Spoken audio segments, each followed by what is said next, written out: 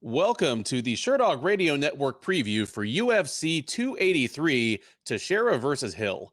I'm your host, Ben Duffy of Sherdog.com. With me, as always, is Keith Schillen, the executive producer of the Sherdog Radio Network. Keith, how are you doing today? I'm good, man. How you doing?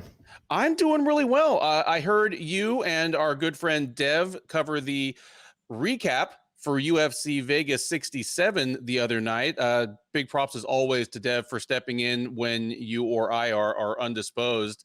I'm going to guess that you are done talking about that card and ready to move on to the next thing. So I'm ready to move on to I won't even ask you a question one about that one. Obviously, this card, the UFC's first pay-per-view of 2023, about as loaded as you're going to find. It's got two title fights. It has at least one possible title eliminator. And by that, of course, I'm referring to Josiane Nunes versus Zarah Fairn dos Santos at women's featherweight. Right. And in between, it's got a whole lot of good stuff. We've talked before about how the UFC pretty much always stacks its pay-per-view cards at this point. Like if they can manage it at all, they put two title fights on there, and there's usually a bunch of goodies on the main card. So the difference between the okay, the good, and the great is really what the rest of the card is made of. Outside of, I'd say, the main card, what would you say is one fight, or at least one fighter you're really excited to see on Saturday? Yeah, I like these Bonfim brothers. Let's see how they're going to do. Two brothers making a debut at the same time. That's interesting. So that's, there's a lot of debuting fighters. Some I'm excited about, some I'm not too excited about. So that's some of the things on the prelims that I'm looking forward to. And I'm glad you mentioned that, because we talked about on the preview for last week's card that the whole thing was just jammed with fighters who won their way into the UFC on the Contender Series back in 2022.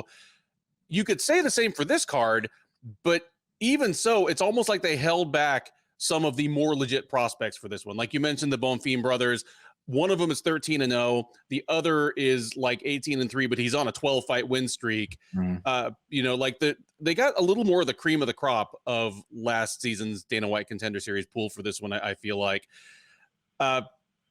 There's 15 fights on this card.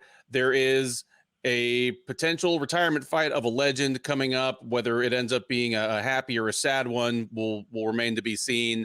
There are a couple of pretty interesting betting lines that I'm going to sneak up and ambush you with throughout. What do you say we just jump right in and tackle these prelims? Yeah, let's do it. All right. First up on the UFC 283 undercard is a men's bantamweight matchup between Saimon Oliveira and Daniel Marcos. Oliveira, the 31-year-old Brazilian, is 18-4 overall. He is 0-1 in the UFC. He joined out of the 2021 Dana White's Contender Series. He made his debut all the way back at UFC 270, so almost exactly a year ago, against Tony Gravely, where he dropped a unanimous decision. After 12 months off, he's back in against the debuting Marcos.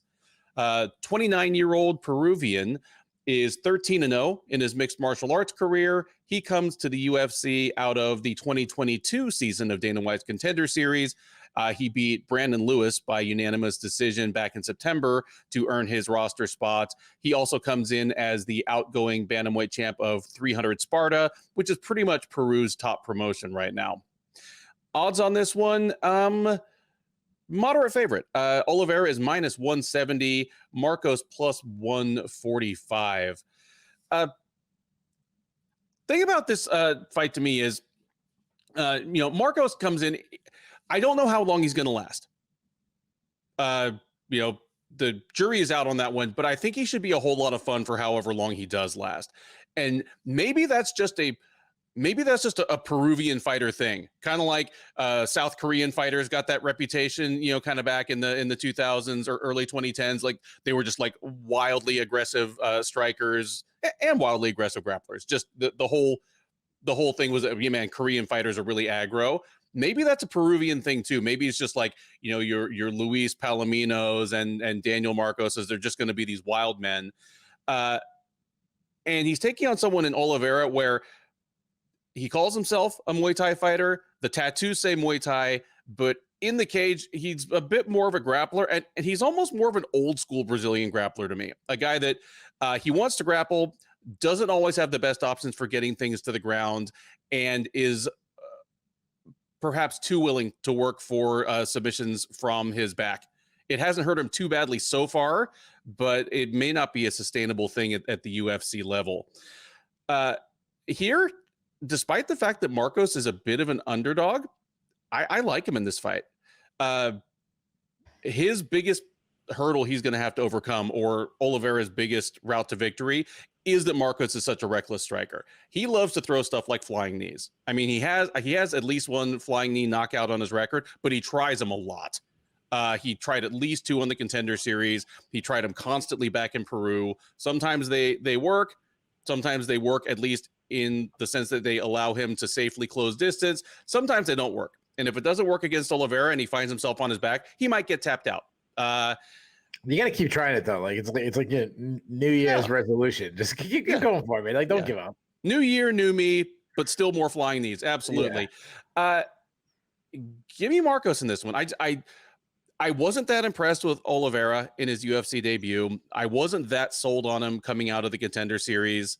And after a full year off, I'm not absolutely sure what I'm going to see. So give me Marcos, in the slight upset right off the bat. Give me Marcos by decision here. I'm just going to say he makes it a wild fight. If he makes some mistakes, Oliveira isn't able to take full advantage of him, and he wins 2 rounds out of 3. Yeah, we talked about a pay-per-view card, and it's kind of a weird fight to be opening up a pay-per-view card, and as neither guy is, the most hyped up prospect. A lot of times when you have a pay-per-view, you have that guy like, okay, they're trying to get this guy over, or this guy has potential. This really isn't that fight.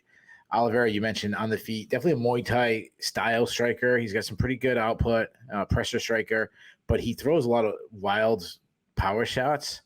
He tends to overreach. And he can kind of throw without any setups, just kind of winging shots. He also does some, like you talking about Marcos flying knees. Oliveira loves the spinning back fists, and that also never lands. So like we should have like a pool, like what's going to land first, the spinning back fist from Oliveira or Marcos's flying knee. Defensively, he has a lot of holes, no head movement, mostly pillars. He throws a lot of kicks. I like his teep kicks. I like his calf kicks. He will get a takedown, a lot. But you mentioned it. He's not a strong wrestler. He's definitely like your old school BJJ grappler. He's that guy that, he starts at the BJJ class on the knees, doing that like, slap hands, fist bump, and let's roll on our knees kind of stuff, which I don't think helps him in MMA. I think he's a top side grappler. Like he's much stronger from the top than he is on the bottom. He does well to advance position on the bottom. And he has, as you mentioned, he has 11 submission wins. So he's definitely a threat there. Marcos, also a Muay Thai striker, a little flat-footed and a very like traditional high guard defense. But I like his counter striking. He kind of feints a little bit to have his opponent attack, and he's got some quick hands, some tight shots. He's pretty accurate. That's because he has good vision. He sees a lot coming at him. Decent pop. He tends to throw little arm punches, which if he really stepped into it, I think he actually would draw even more pop. I like his front kick.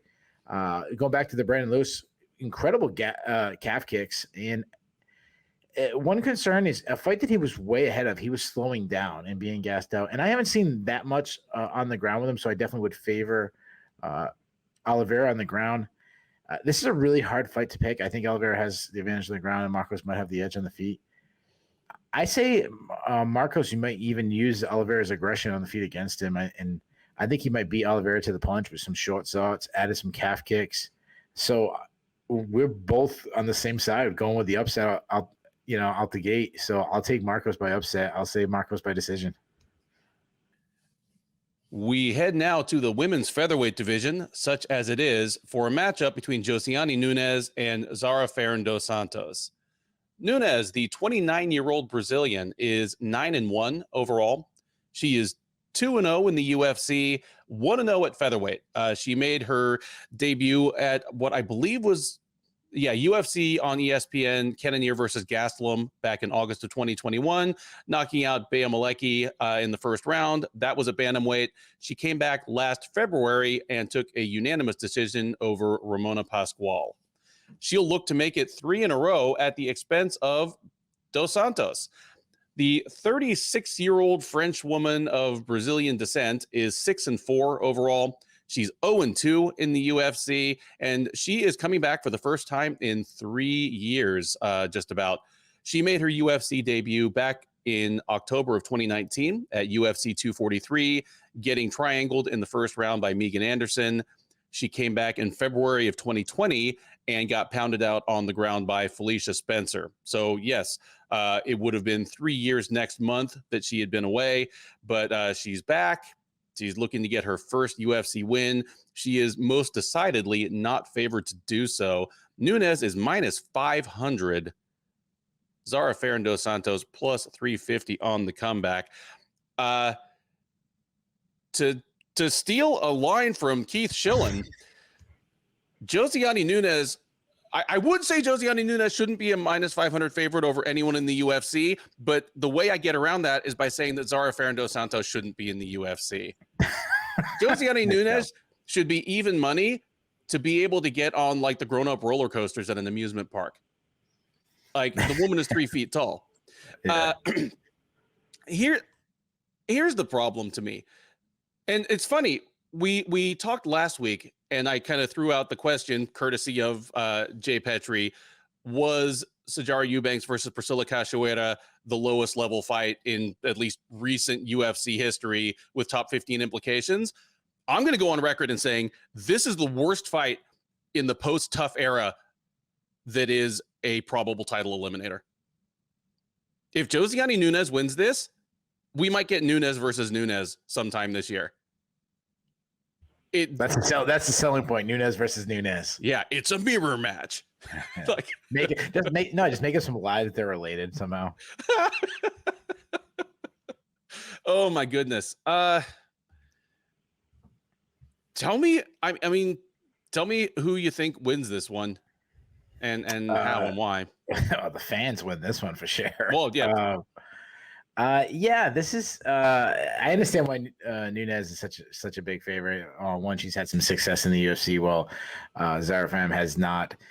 Nunes is a southpaw fighter who uses a lot of pressure. She gets in the pocket and she just wants to brawl. She's ferocious when she gets in there.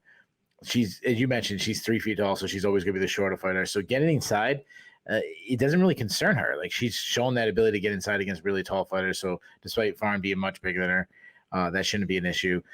She gets in there. She throws heat. She loves her winging overhand left.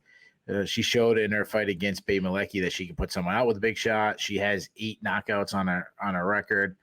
She's surprisingly very strong in the clinch, kind of like a Jessica Andrade, where she uses that like short, stout frame, to her advantage, where she gets underneath and she starts landing uppercuts and stuff. Some good dirty boxing. Weak takedown defense. I haven't seen too much of her offensive grappling, but she has been taken down and she struggles to get back up. But what I do like, she doesn't panic on the bottom, which is good. And I've seen her score some points on the bottom, like landing hard elbows and stuff on her back. And if she's on top, she's got some mean ground and pound. No, Fairn, she's really tall for the weight class. She's going to look even taller going against Nunes. She's long, rangy.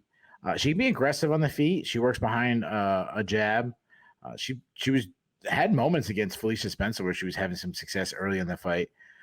She makes a lot of that tall woman's defense issues where she leans straight back to avoid shots.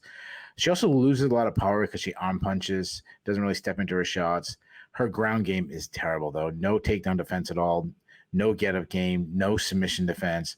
Go back to like the Felicia Spencer fight.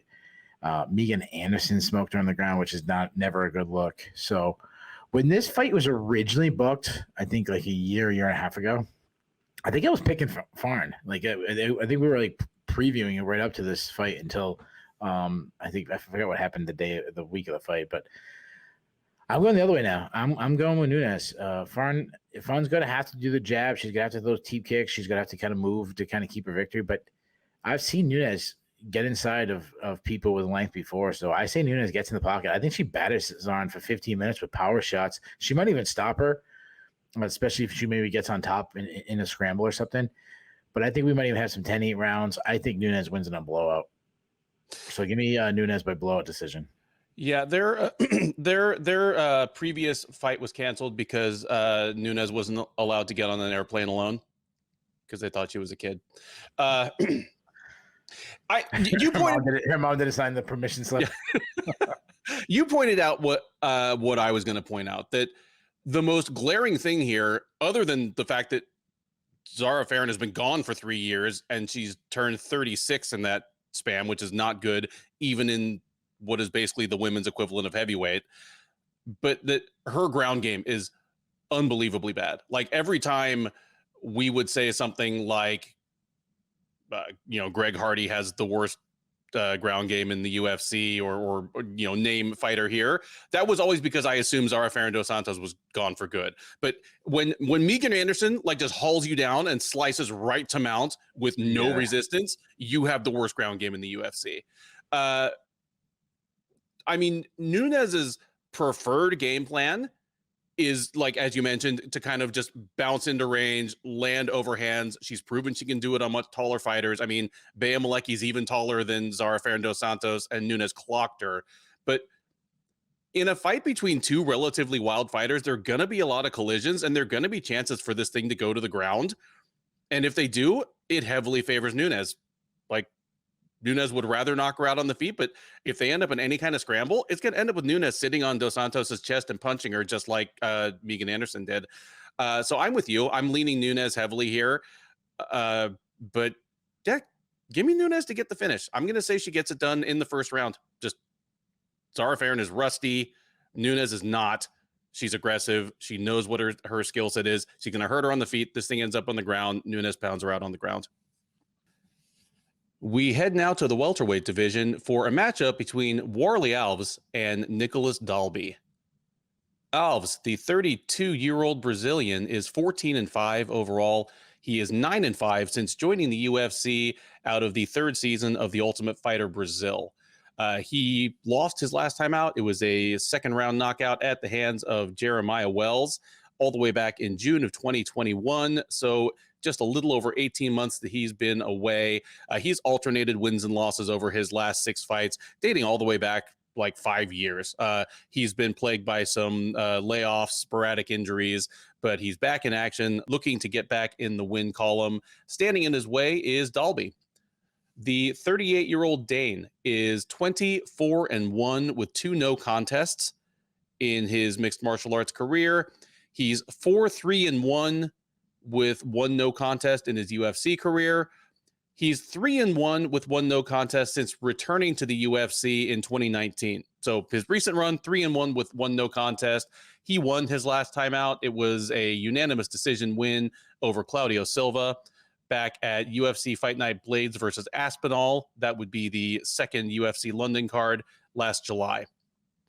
Odds here are pretty close, but Alves is a minus 125 favorite. Dalby plus 105 on the comeback. This one, for one, you're never that confident saying this on a 15-fight card, but this is probably a sleeper for fight of the night. These guys generally have pretty exciting fights.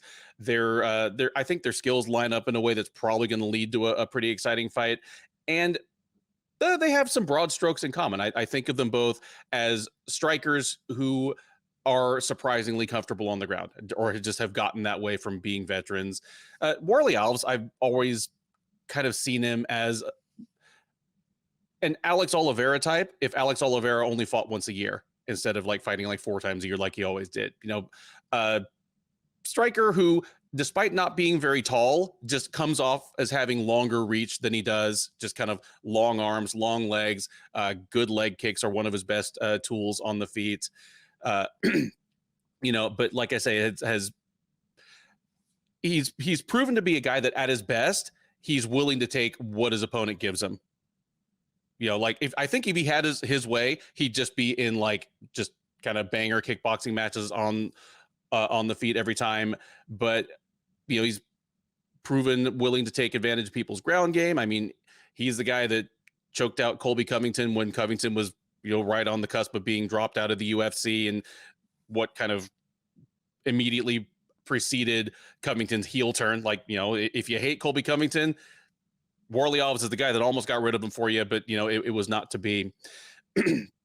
I'm mostly worried about him just because he's a guy that I thought he had a lot more upside once upon a time, but he's a guy that seems to be getting old really fast. The Jeremiah Wells loss was concerning because he just got blasted, and that's something that he didn't seem really susceptible to a few years ago.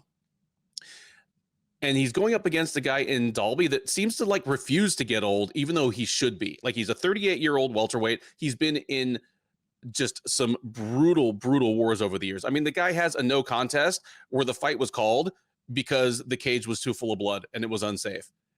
That's all you need to know about Nicolas Dalby. Dalby, both these guys are kickboxers. I think of Dalby as more of a boxer who is willing to kick. Here in this fight, I'm leaning Dalby. Again, just as the guy he's older but doesn't feel older. He seems like the fresher fighter. If this turns into any kind of war of attrition, or if it turns into any kind of wildfire fight, if both these guys land on each other hard in the pocket, Alves is the one that's going to get hurt worse. Dalby's the one that's more likely to recover quickly. And for that reason, I'm picking Dalby to win by decision here. But like I say, kind of pencil it in for a low-key fight of the night candidate. Yeah, I think this is an action fight. I think it's a really hard fight to pick. I think you mentioned, I think they're very comparable and on the same level. Alves is very inconsistent. Besides him not fighting often, one fight he looks like a top 15 guy. The next fight he looks absolutely washed. So it's kind of hard to guess which guy we're going to get in this fight.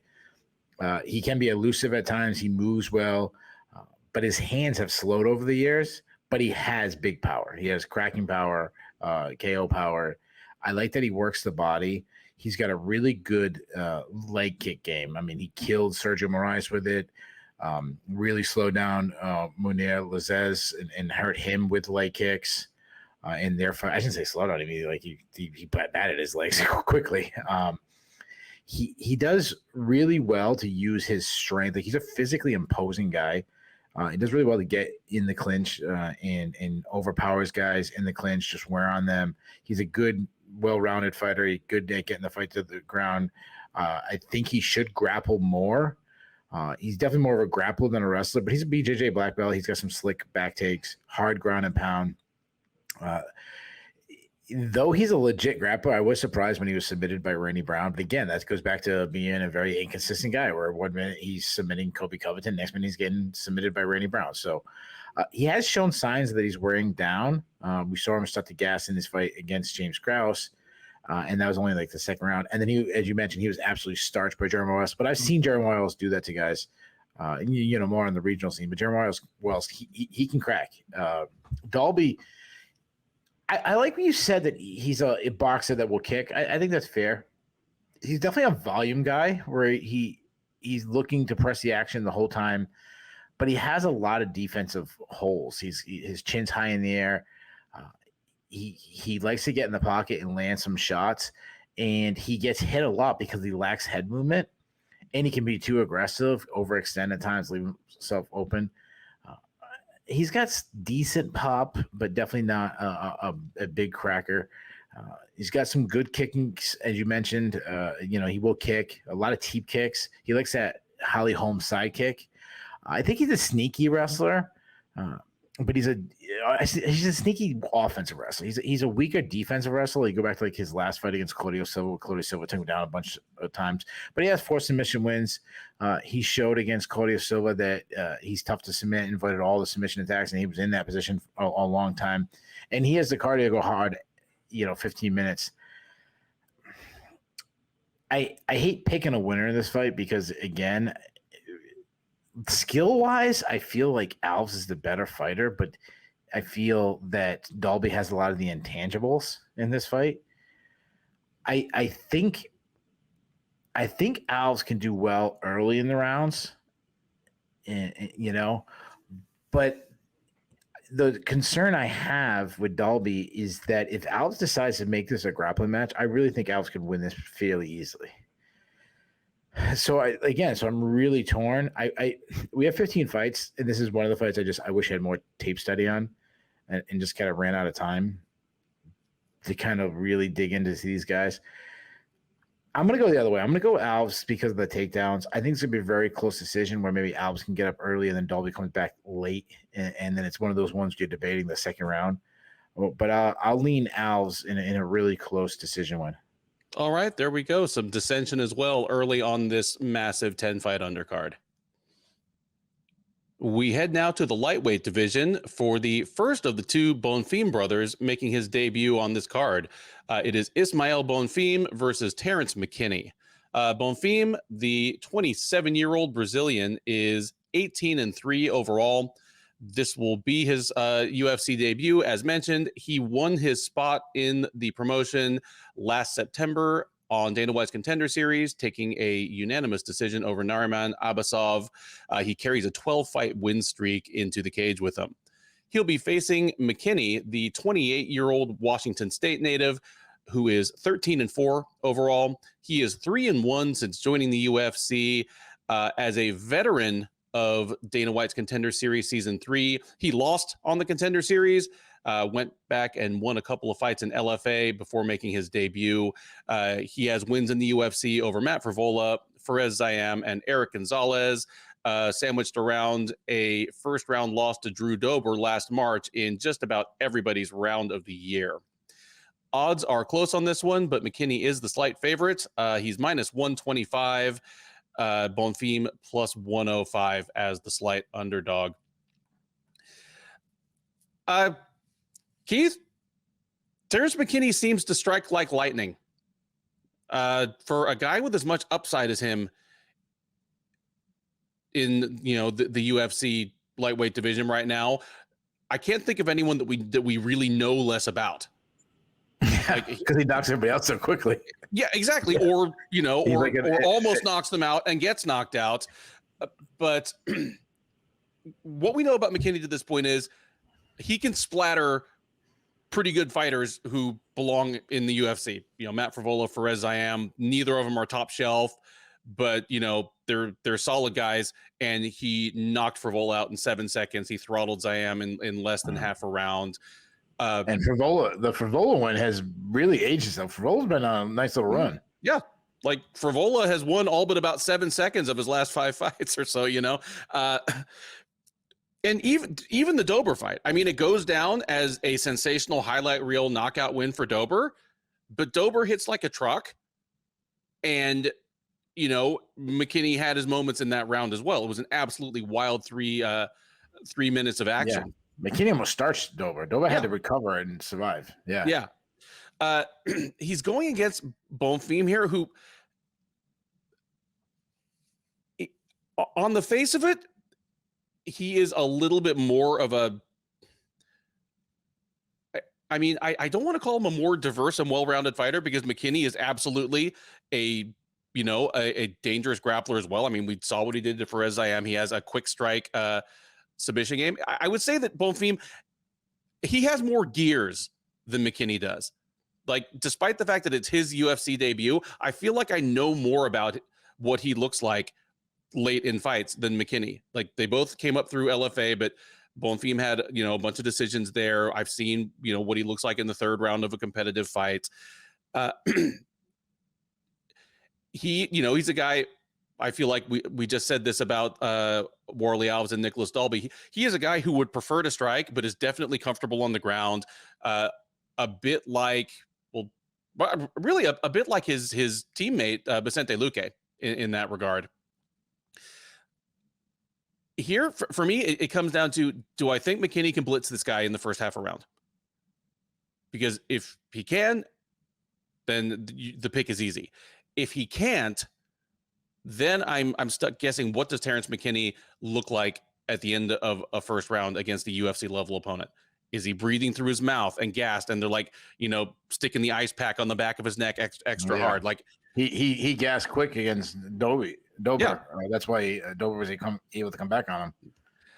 And Dober's not the guy you guess against. Yeah. No, because Dober, the wild thing about Dober is that he's able to maintain a furious pace like for a long time, which just doesn't seem it shouldn't be possible.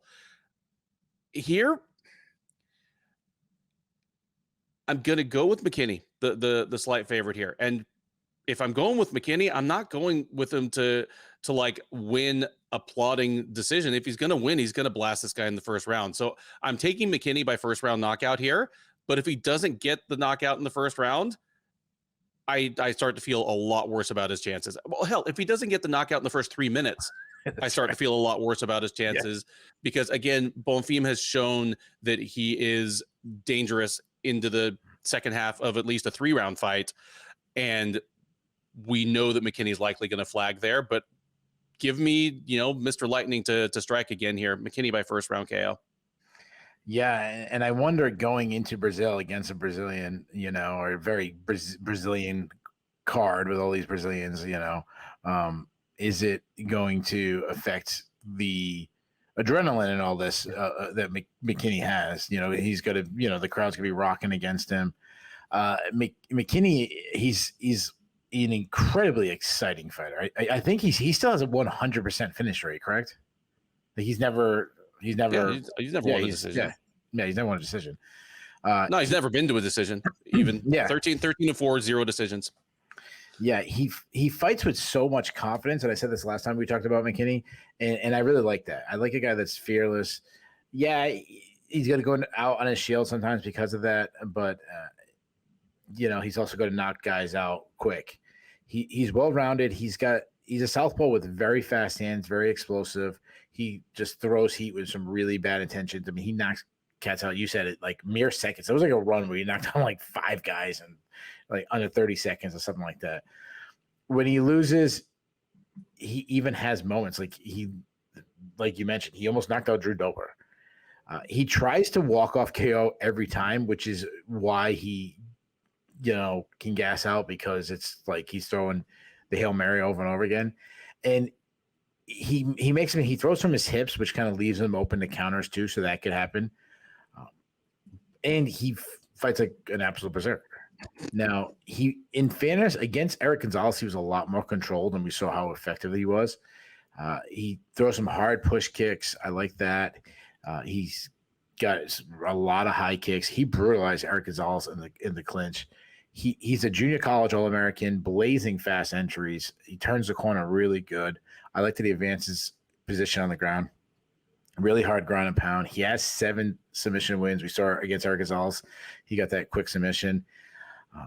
You mentioned it. Gas tank is the big thing that worries about me, and he's never in a decision.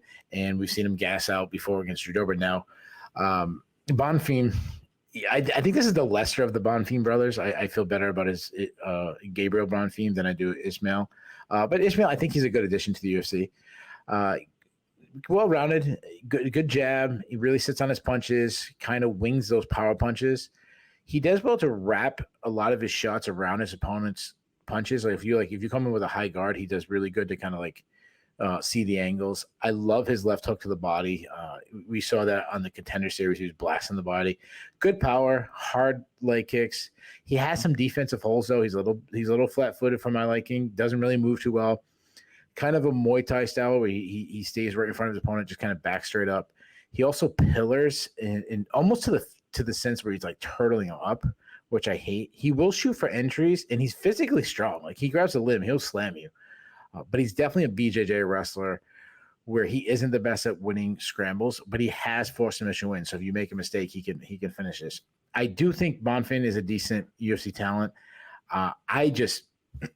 You picked McKinney by first round knockout, but you've seen a little bit on the fence, like not even like, yeah, I'm going with this guy, and that's the most likely outcome. So I might as well take a first round. I'm on the opposite. I think McKinney's an upper tier guy. He looks special to me. When you heard a guy like Joe Dober, that shows me like everything I need to know about your power. I think the line is off. I think McKinney should be a huge favorite. I think McKinney should be like a negative 250, closer to negative 300. I think he runs right through Bonfim. I say launches those power shots. I'd say he lands one of those. I'd say he knocks him out, starts him in the very first round. So give me McKinney by first round knockout. Next up, the bantamweights take the cage as Luan Lacerda makes his UFC debut against Cody Stamann. Lacerda, the 30-year-old Brazilian, is 12-1 overall. He is on a 10-fight win streak. He comes in as a veteran of LFA and as a former champ in Judo Brazil. He fought most recently back last May, choking out Maserli Alves da Silva at LFA 132, which was in Brazil. He makes his UFC debut, and he gets Stamann. The 33-year-old Michigan native is 25-1 overall. He is 6-4-1 in the UFC. He fought most recently last June at UFC on ESPN, Cater versus Emmett, where he splattered Eddie Wineland in about a minute. That allowed him to snap a 3-fight losing streak, though in Stamann's defense, that streak came at the hands of Jamie Rivera, Merab Dvalishvili, and Said Nurmagomedov. So maybe this is just a case of Stamann getting booked a little more appropriately. In this fight, the bookmakers at least believe he is not being matched appropriately, as Stamann is minus 340 here, Lacerda plus 250 on on the comeback. I understand why the odds are what they are, because yes, Cody Stamann can be taken advantage of on the ground if you are Aljamain Sterling or Said Nurmagomedov. Luan Lacerda is absolutely a grappling specialist. I mean, he's a Nova União guy. And I mean, you're old school enough, Keith, that you remember with me when Nova União was this huge camp of smaller fighters. Yeah. And they were the most Brazilian grapplers ever. Like before Marlon Sandro and Jose Aldo came along and started knocking people out, Nova União was the camp full of like little Brazilian grapplers that were really bad at takedowns. Like if you wanted to see a men's bantamweight pull guard on somebody, get you a Nova União fighter in 2005 or 2006. Lacerda is almost a throwback to that for me. I mean, he has a little better offensive wrestling, than someone like, say Formiga did back in 2007 or so. But, very much like an old school Nova União guy is what he feels like to me. And for him to win this fight, hell, for him to see the final, to hear the final horn in this fight, he's gonna have to either get Stamann down in every round, or at least backpack him enough on the feet and stay stuck to him on the cage enough that Stamann can't get separation and just knock his block off. And I am not picking that to happen. Stamann's not a perfect fighter, but he is what he is at this point, and he is a guy that's going to be physically stronger than Lacerda. Like I say, he has a couple losses by submission, but they are to top level guys. I see Stamann using better footwork to stay at range against Lacerda, pop in and land punches when he wants to. He has good power. If Lacerda tries to clinch with him, I think Stamann is strong enough and savvy enough to just kind of shuck him off and keep punishing him. Give me Stamann to knock out Lacerda in the second round here, and for Lacerda to be like 0 for 5 on takedowns by that point. Yeah, this is a weird matchup. A huge step down in competition for well, I shouldn't say not from Eddie Wineland, but that losing streak that he was on.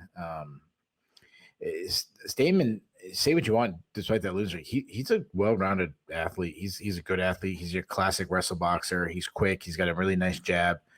He does well to get inside, lands his shots in that range that he wants to be in. Has a lot of like pocket power shots that, those wrestle boxes land, or like Chad Mendez style.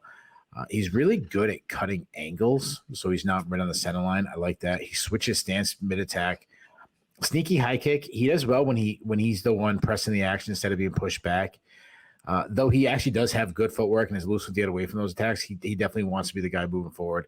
He gets in clinch, he can grind in there. He's a strong offensive wrestler, good entries, very physically strong. Like, he can grab a leg and just slam you, and he's good at winning scrambles. I like Cody Stamann as a fighter. Lacerda, yeah, he's a minus athlete. On the feet, I guess he's a Muay Thai striker, but I think you described it well when you talked about Nova União. He's definitely more like a Vito Vitor Shaolin type guy than he is a Jose Aldo. So he'll end up being a better ref than he ever was a fighter. Yeah, Shaolin had a nice little run back in like I'm just messing around. Yeah, like 2004 or something like that. But you know what I mean? Like he's definitely like that old. You know, like I agree. He has this like he keeps his hand glued, like almost like a modified high guard. He keeps his hand glued, but he stands too tall. He's definitely a stationary target, flat-footed. He's a counter striker that does a lot of like lead hand fighting, and he loads up and he kind of telegraphs his shots. He loads up a lot. He doesn't hand up pressure well. He backs straight up when being pressured. He lacks head movement. He throws a lot of kicks. I do like his high kick, and he checks kicks, which I like. But everything he does, he just wants to get the fight to the ground. He's not a strong wrestler, though. He'll have to like pull guard.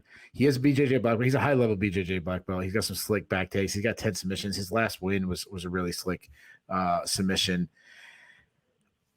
I only give Lacerda like a shot of catching a submission. Stamann is way better than him everywhere. He's the better wrestler. He's the better striker. He hits harder. I think he smashes Lacerda everywhere and eventually gets TKO. Give me Stamann by second round TKO. All right. We head back to the welterweight division now for a matchup between the other Bonfim brother, Gabriel, and Mounir Lazzez. Gabriel Bonfim, the 25-year-old Brazilian. And by the way, I should have mentioned this when I introduced his brother. They are the Hammer brothers. Ismael is Marreta, which if you remember your Thiago Santos, just means hammer. I mean, it's the word mallet. And Gabriel is Marretinha, which means little hammer. Anyway, this will be his debut. He won on the Contender Series last September. Choked out. Is that sorry? Is little hammer in Brazil? Is that like the ball peen hammer? Is that what that is? Yeah, I think so. It's like the ball peen hammer, like the little craft hammer that my wife uses, like when she's like making something. Yeah, like ironically, since he's the bigger brother physically, you know, like he's way bigger than Ismael. He's like taller, a weight class up. Anyway, so is that like when a big guy's called tiny? Exactly. You know, like you have like a pack of like Polynesian dudes. There's always some like 400-pound guy in the back named Junior. Yeah, like that's yeah. He is 13-0. Perfect 13-0 in his mixed martial arts career. He came up through a bunch of Brazilian promotions, won a couple times in LFA in Brazil, choked out Trey Waters on the Contender Series last September. You know, again, you know, half the people on this undercard, it seems like, fought in the Contender Series in September of last year. But he is going to have Lazzez waiting for him. The 35-year-old Tunisian is 11-2 since coming to the UFC during the summer of COVID. He was one of the Fight Island guys. You know, he came to the UFC through Middle Eastern promotions like Brave CF and UAE Warriors, debuted at UFC on ESPN, Cater versus Ige, where he took a unanimous decision over Abdul Razak Al Hassan. That was one of the fights where Al Hassan also missed weight. So I think Lazzez picked up two fight of the night bonuses since Al Hassan wasn't eligible to win.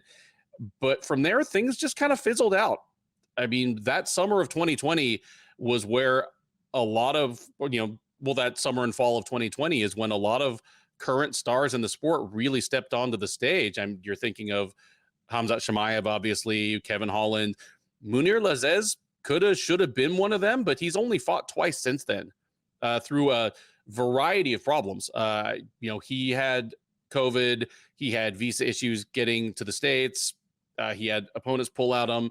He fought once in 2021, got knocked out by Warlley Alves, and then fought most recently last April, where he took a unanimous decision over Ange Loosa at UFC on ESPN, Luque versus Muhammad 2.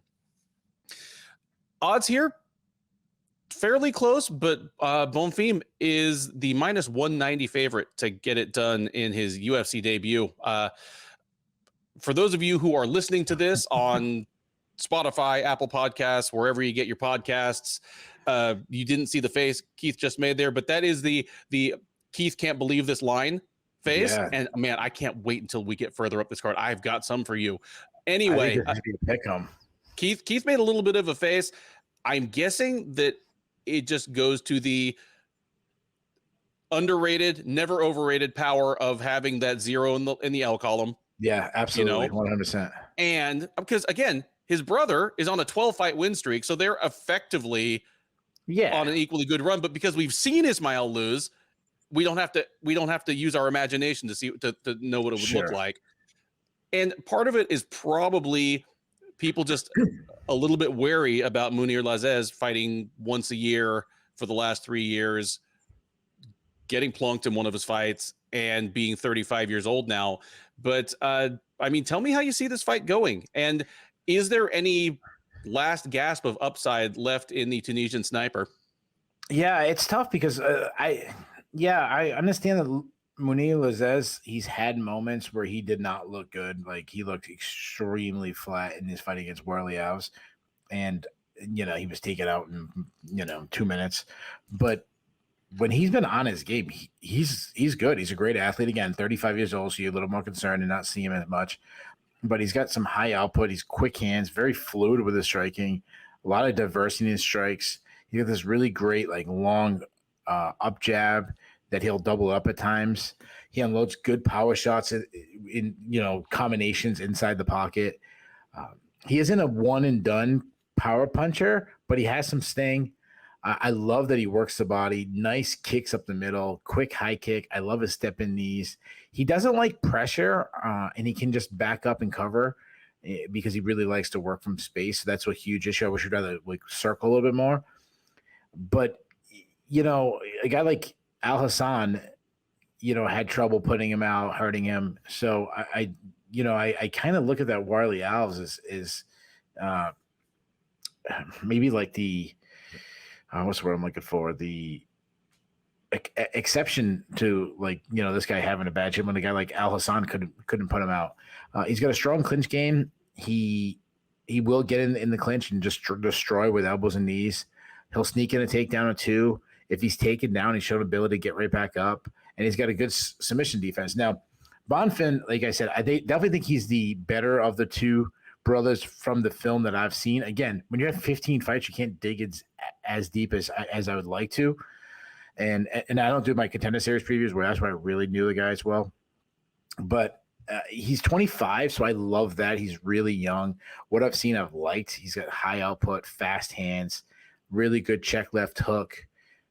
He's a really good counter striker where he slips and rips. He does sometimes pull his head straight back, which I don't like. And he does keep his chin up a little high for my liking. But he's well-rounded too when he gets the fight to the ground. And again, I haven't seen too much, so I haven't seen exactly how he gets it. But he does like a lot of snatch singles and stuff. But he's got 10 submission wins, so he's only 25. So again, yes, I do think the O is worrisome. But what I've seen of Bonfim, he looks good and he looks fast. So I like I said, I like what I've seen of Bonfim, but I also like Mounir. He's good. I think both guys have hands. I think both guys. I think Mounir has a little bit of a ground game that he doesn't get enough credit for. Well, obviously, based on the submissions that Bonfim has, he's definitely a threat there. I think we might have a war on our hands, which was really surprising. Why Bonfim is so such a big favorite. This is a really tough test for someone in their UFC debut, but I don't check the odds because I don't want to be influenced. So I thought I was going with an upset here, but apparently I'm not. I'm going with a big favorite.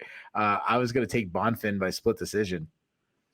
Yeah, I'm leaning Bonfim as well. From what I've seen of his fights, and that's basically his two, obviously his contender series performance, his couple of most recent fights in LFA, and then I think an early fight in Aspera fighting championship.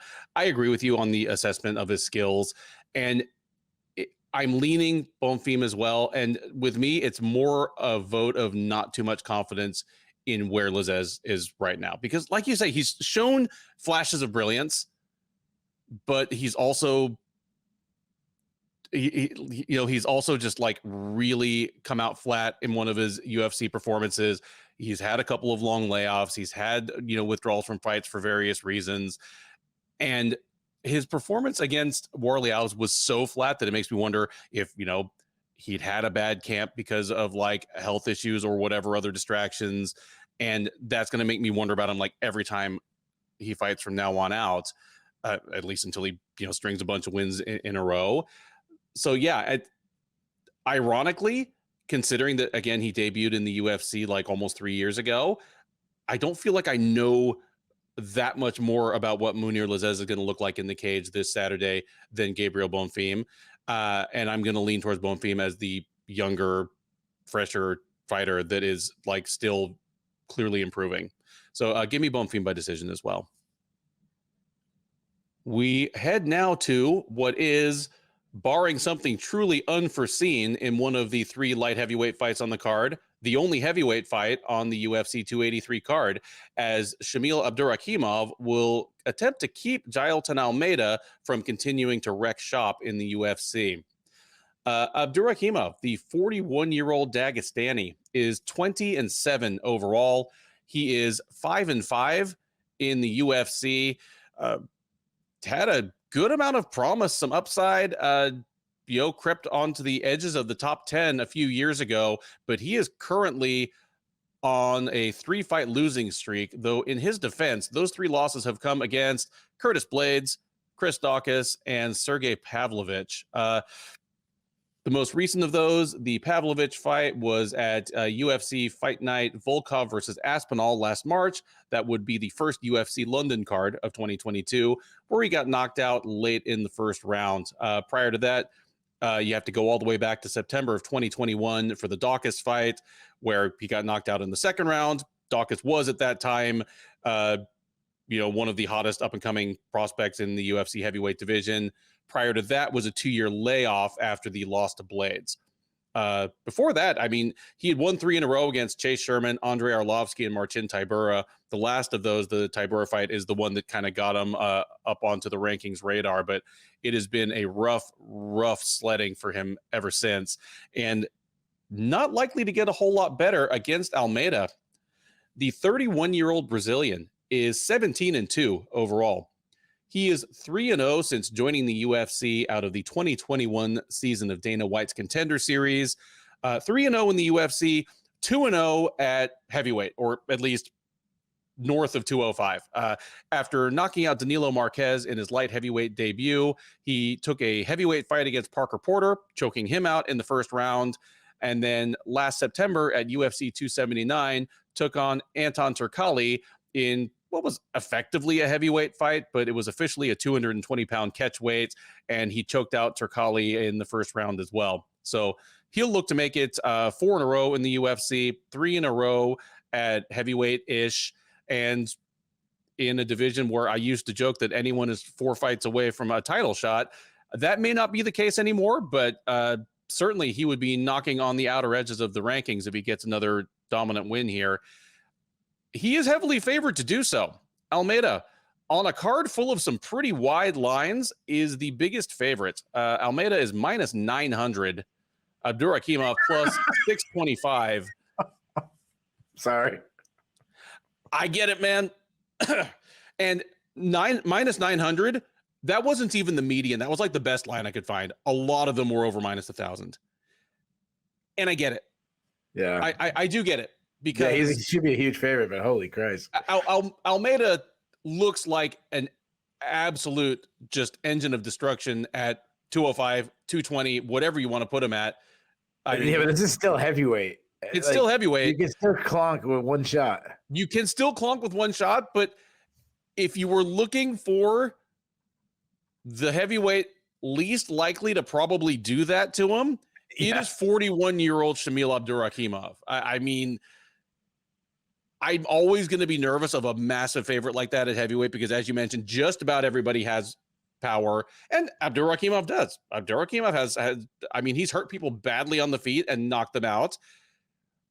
But at 41, and with his physical decline being what it has been ever since returning from the Blades loss in 2021, he might be the guy in the division who is least well-positioned to actually use that power against someone like Almeida. Is what I'll say, because Abdurakhimov is going to come into this fight probably outweighing Almeida by like 35 pounds. Almeida weighed in at like 217 for the Turkalj fight, and he didn't weigh in at much more than that for the Parker Porter fight. And despite that, and despite Abdurakhimov being a Dagestani wrestler, I'm betting you that this fight is going to end up with him tossing Abdurakhimov across the cage at least once. Just getting in, doing some sort of hip throw, and just like flinging a 260-pound man like it ain't nothing. Almeida's physical gifts, just his speed, his explosion, his coordination, his brute strength have been something to behold at in all three of his fights so far in the UFC. He describes himself as a grappler. I forget what it said he wanted to do. I think he said he wanted to be the light heavyweight Fabricio Verdum, but then he decided he didn't want to be any kind of light heavyweight because, I mean, who doesn't like eating?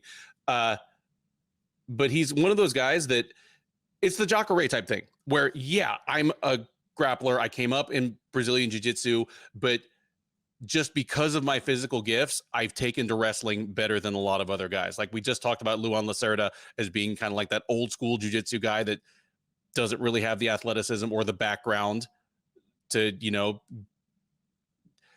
have the kind of like offensive wrestling, the kind of like the wealth of ways to bring the fight to the floor. Almeida does. And on top of that, he has super long reach, tons of power. This is just a brutal squash match. Give me Almeida to finish this thing in the first round, and yeah, I think he's gonna sting Abdurakhimov early and often on the feet. Abdurakhimov is gonna be hurt, probably crash in and try to clinch. Almeida's gonna hip toss him with some kind of high amplitude throw. You know, land inside control and either pound him out or choke him out from there. Yeah, give me pound him out. Almeida by first round TKO, ground and pound. Yeah. Wow. I still can't wrap my head around 900. I knew he'd be a massive favorite. I was thinking like negative 420 or something like that. 900. That's insane. Especially considering this is still a step up in competition for Almeida. Like this is the, you know, at least on paper, the best opponent he's ever faced, which is surprising. I mean, Abdurakhimov is a massive heavyweight. He's always been a decent athlete. Again, I do think he's declining and he's, you know, on this losing streak, but he's lost to some really good guys. So I think he's slowing down, and he's a bit of a point fighter. He wants to fight from the outside, use long range shots.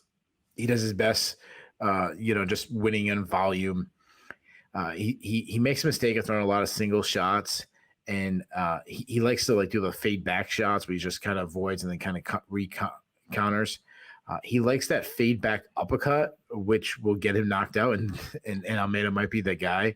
A lot of my notes, I don't. It sounds repetitive because we actually, I think we broke down this fight because it was scheduled before. Because I feel like my notes, it just seems. Well, I mean, I wrote it, so that should be sound familiar to me. But he isn't a powerful wrestler, even though he is a Dagestani. He's not like, he doesn't use a lot of offensive wrestling. It's more of a want to get inside, clinch, and grind you. If taken down, good. They were supposed to fight on the card that ended up being Diaz versus Ferguson, but so much shit went wrong on that card that everybody kind of forgot that we lost Almeida versus Abdurakhimov. Okay. Yeah, but it was Abdurakhimov had like visa issues. But anyway, go ahead. Yeah. He's gonna grind. He's not gonna like shoot on your hips. If taken down, he because of his size, he is hard to hold on. He has a little bit of like a Derek Lewis thing where he gets up. He does have 4 career submissions, so he can catch submission. I would be extremely surprised to catch submissions on Almeida though. But you got to be worried about his chin. He's been blasted 3 fights in a row, knocked out quick. Again, Curtis Blades, Christakis. And that time, Chris Dawkins looked better than it did now. And then obviously Sergey Pavlovich has done the opposite. It looks like a better loss than did at that time. Those guys are studs. And he's had a long layoff, so he's had some time to rest it up. Now, Almeida, it's funny because you talk about him being a smaller like weight guy, but he doesn't look like he should be a small heavyweight. No. You know, because he's got long arms, 79-inch reach. He's definitely a really good athlete, more of an athlete than a technician, but he has this raw power, even being that he's probably weighing in at like 220, 225 at the max at heavyweight. He's still one of the bigger punchers in the division. He throws a lot of kicks, likes teep kicks, likes calf kicks. He doesn't care if you grab his leg. That's why he throws a lot of teep kicks, because he's so good on the ground. He's a strong wrestler, nice penetration step, strong clinch game. I go back to like that Nasruddinov fight. That's a good sambo practitioner, and he just penetrated step, picked him up, slammed him. And when he hits the ground, you talk about Fabricio Verdum game. Yeah, it reminds me of him, because amazing control, smothers on top, slowly works it inch by inch to secure a position. Actually, he more is like a Jacare, as you said, where obviously Verdum's credentials are there, but I mean, like, the style of just controlling, slowly working. He has some great back takes. He has 10 submission wins. If you put him on his back, that's where he has the Verdum style, where he can get submissions off his back. I've seen him throw a lot of BJJ up instead of trying to get back to the feet, which usually is a negative, but someone as good as him, he kind of gets a pass. But though he has hit some pretty cool sweeps, I am worried about his cardio. He's only been to a decision once in his career, but that's because he's a submission threat and he has brutal ground and pound. I mean, we saw that in the Danilo Marquez fight. Again, I think this is a step up in competition for Almeida. However, this really feels like a passing of the torch moment. If he lands on the feet, he could put him out there. If he goes to the ground, he should be a massive favorite if he hits the ground. I think we got a little bit of both. Like, I think he's going to land some big shots, maybe put down Abdurakhimov, and then he just swamps him on the ground, beats him up before locking the submission. I say he gets a submission. I want to go first round, but I'm going to go second. I'll say second round submission. All right, there. But nonetheless, two pretty strong picks for Jailton Almeida to pay out on those long odds. Next up, it is the lightweights once again, as Thiago Moises welcomes short notice opponent Melquizael Costa to the UFC. Moises, the 27-year-old Brazilian, is 16-6 overall. He is 5-4 since joining the UFC out of the first season of Dana White's Contender Series Brazil. He won his last time out, choked out Christos Giagos in the first round at UFC on ESPN Sarukian versus Gamrot back in June. That allowed him to snap a 2-fight losing streak against Islam Makhachev and Joel Alvarez. He'll look to make it 2 in a row against Costa, who steps in on short notice for Guram Kutudladze. Costa, the 26-year-old Brazilian, is 19-5 overall. He fought most recently in the headliner of LFA 147 in Brazil, where he knocked out Jose Clayton de Mello in the third round. Considering the short notice nature of the bout, considering Costa's relative unproven status at the top level, the line here surprisingly close to me. Moises minus 300, Costa plus 250.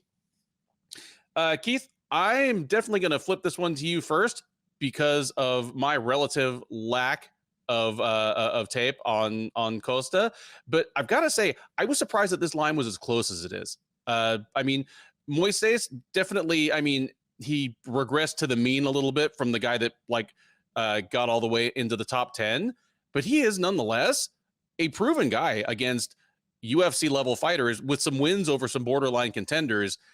And yeah, absolutely nothing I've seen in Costa's background, like his fights in LFA, in like future, not even top level Brazilian promotion, but kind of mid-level Brazilian promotions.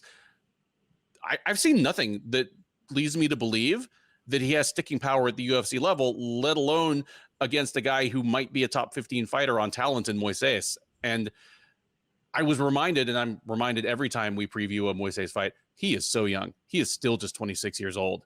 That's insane. Yeah, I mean, I would have guessed like 32 or something. Yeah. Yeah.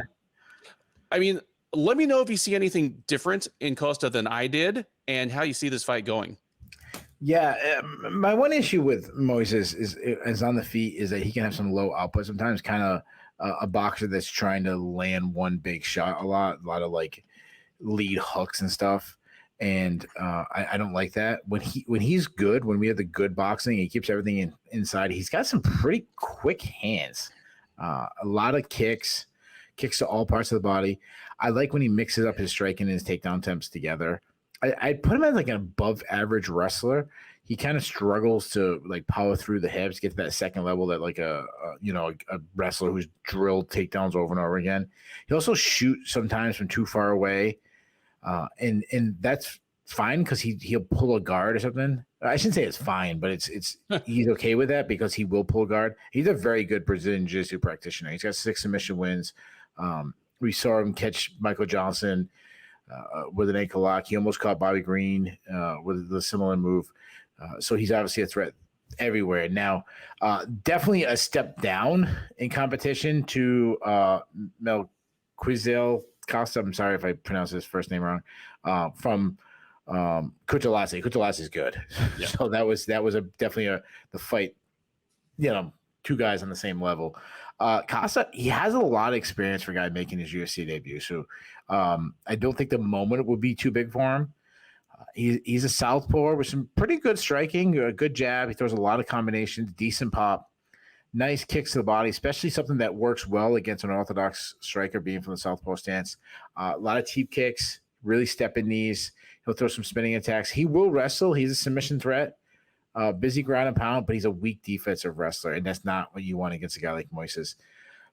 I've always thought so I think, and I've preached this a million times, I think we have the best rankings, top 15 rankings in the entire world.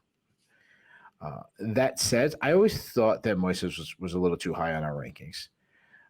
I don't view him as a top 15 guy, and I think Costa's solid all around. Like I'm viewing this a little bit tighter than you are because I do think he's a good addition to the UFC. And if he can keep it on the feet, he can have moments and he can scrap. And he's probably the harder puncher of the two. But if Moises gets his takedowns, he should be able to win on top. And that's where I'm going with this. I think he will get some takedowns. I think he'll cause some scrambles.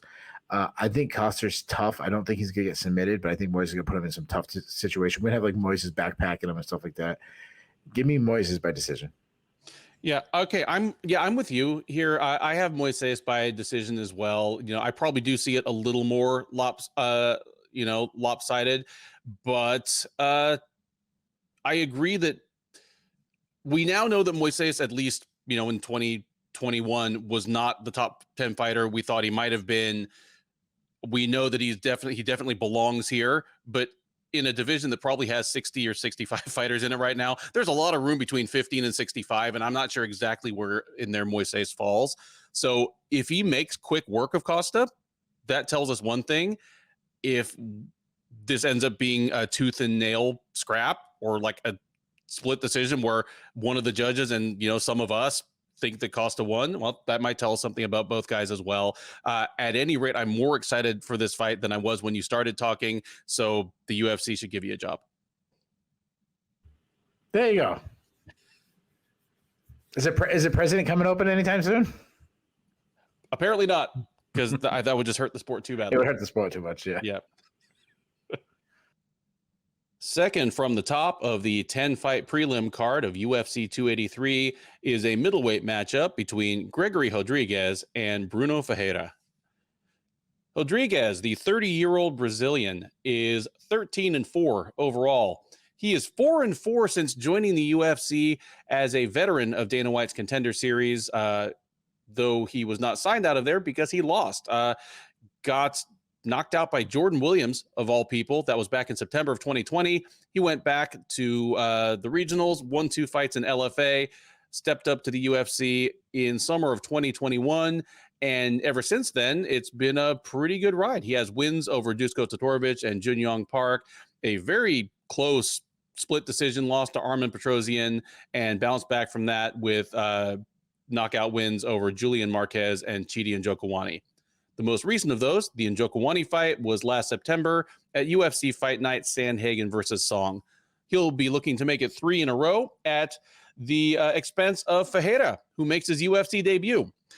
We knew he was going to be here because he won on the Contender Series last September. We did not know it was going to be now. Rodriguez had been scheduled to fight Brad Tavares on this card. Tavares withdrew.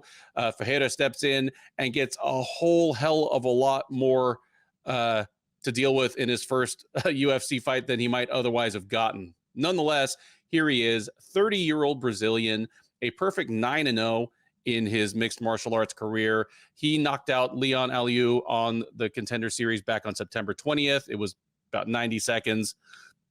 And here he steps in as a moderate underdog, but maybe not as big an underdog as you might expect. Rodriguez minus 330, Ferreira plus 275.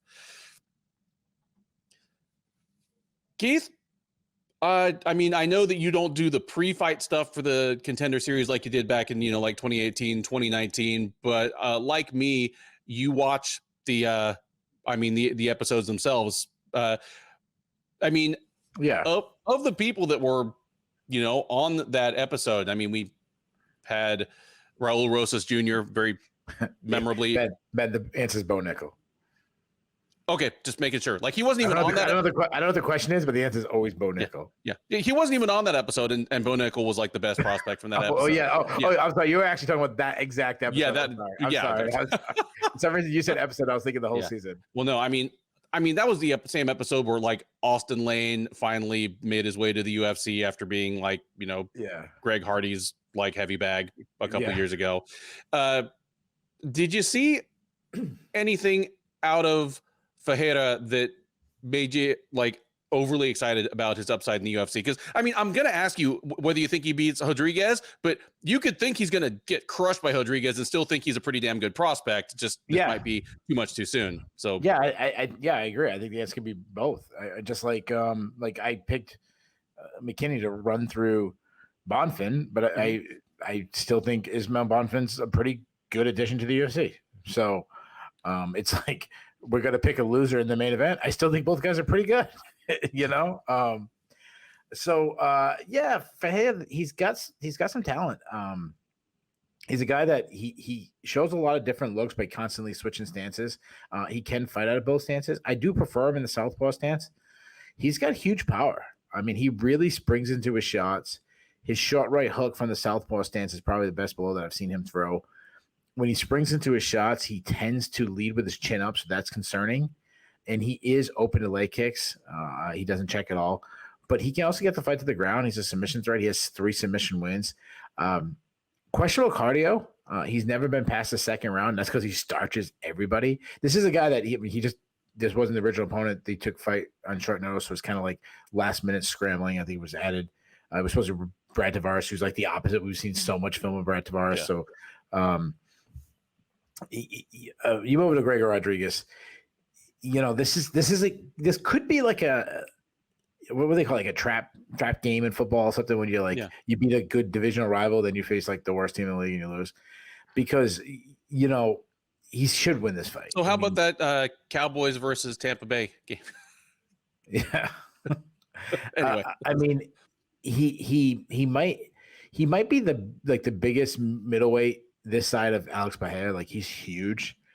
He comes out like a man shot out of a cannon, throwing bombs.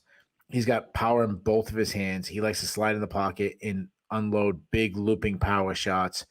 He has shown a solid chin. I mean, he's eaten some big shots due to his lack of defense. But besides having, I mean, like, he doesn't do too much stuff technically. It's more just like pure aggressive. I'm a great athlete. I can hit really hard. But when he starts grappling, he gets to the clinch. He's a big dude. He can battle in the clinch. He's got some upper body takedowns, some trip takedowns, some throws. If he wants to shoot from the outside, he's got some good penetration step. Though I've seen him at times kind of duck his head and just shoot without a setup, which is concerning, and someone's going to hurt him for that. But if he grabs your legs, he's shown such physical strength. He can just slam you. Strong topside grappler, mean ground and pound on top. He is a submission threat. The one thing about his submission is I hate that he will rush his submission. He's willing to lose a position to chase a submission when I don't like. And because of he rushes submissions and he throws so much heat on on the feet that if the fight goes late, he tends to fade. Obviously, if you fight the way he does, I think this is gonna be a violent fight. Both guys couldn't land a single strike and end this fight. I don't trust either's defense, so I expect this fight to end early. But I'm gonna go with Rodriguez. I mean, he's already starched better guys at this point in the career. I should say better because I actually do think Ferreira would be a good, but I mean like more established guys. So give me the guy that's knocking on the door of the contenders room in the division. So give me Rodriguez. I say he ends in the very first round. Yeah, I mean, I'm with you on a lot of this, and it is a bummer for Rodriguez that he didn't get to face Tavares here, because he is a guy. I think he actually is 14th or 15th in the Sherdog rankings, and a win over Tavares. I mean, Tavares has been the gatekeeper to the top 10 in the UFC for literally 6 years now. Like Israel Adesanya beat Brad Tavares in his first, I think it was even his first headliner, but it was that was the fight that got Adesanya into the top 10. He's been that guy forever. And instead Rodriguez gets to step in and it's not a no-win situation, but if he plunks Ferreira, that's no more than expected. If he has a hard time with him, then smart asses out in the peanut gallery are gonna start saying he's overrated. It's a tough situation for Rodriguez. I like your breakdown of Ferreira, and for those who didn't see Ferreira on the Contender Series or didn't see him in regional promotions in Brazil, and I don't blame you for that because most of his fights in Brazil were so low level that there's not even video available for a lot of it. But what Keith is too nice to say, and it's rare that Keith is the guy that talks around the ugly truth. I want to see Ferreira after a couple cycles on USADA. Let me just put it that way. I mean, Ferreira looks a lot like and fights a bit like Paulo Costa. Just this. I mean, that's the reason his gas tank is questionable. Is because he is an absolutely yoked dude who comes out like a house on fire. It'll be interesting to see if his physique and aggression look the same in this fight and in his next UFC fight, because we're talking about a guy again who prior to the Contender Series, not only were all of his fights in Brazil, they were in third tier Brazilian promotions. We're not even talking about below Jungle Fight and Shudo Brazil, below Future and Immortal. We're down to Mr. Cage and these things that God, what was it that I don't even want to repeat the joke. Anyway, low level stuff. But even assuming that the version of Ferreira that won on the Contender Series shows up, Rodriguez should be better than him everywhere, except not even except, because Rodriguez has massive one-shot power too. Yeah, absolutely. Yeah. There's the chance that Ferreira can catch Rodriguez, hurt him, but considering that Rodriguez comfortably navigated 14 rounds of action with Dusko Todorovic, Armen Petrosian, and Chidi Njokuani, and was never really seriously hurt, I don't think Ferreira is going to be the first guy to do it. Rodriguez, he might mess around on the feet, but if he knows what's good for him, he'll go the path of least resistance. He is a very, very good grappler and should be capable of getting Ferreira to the ground in advantageous positions where he can leverage that grappling. Give me Rodriguez by, I'm going to say, second round submission, and he'll just, survive, advance, and maybe get a ranked contender in his next fight. The top prelim at UFC 283 is a light heavyweight matchup between Mauricio Shogun Rua and Ior Poteria. Rua, the 41-year-old from Curitiba, Brazil, is 27-13-1 across a storied career. He is an even 11-11-1 in the UFC. He is on a 2-fight losing streak, those being a TKO loss due to submission to strikes against Paul Craig back in November of 2020. Then a split decision loss to Ovince St. Preux at UFC 274 last May.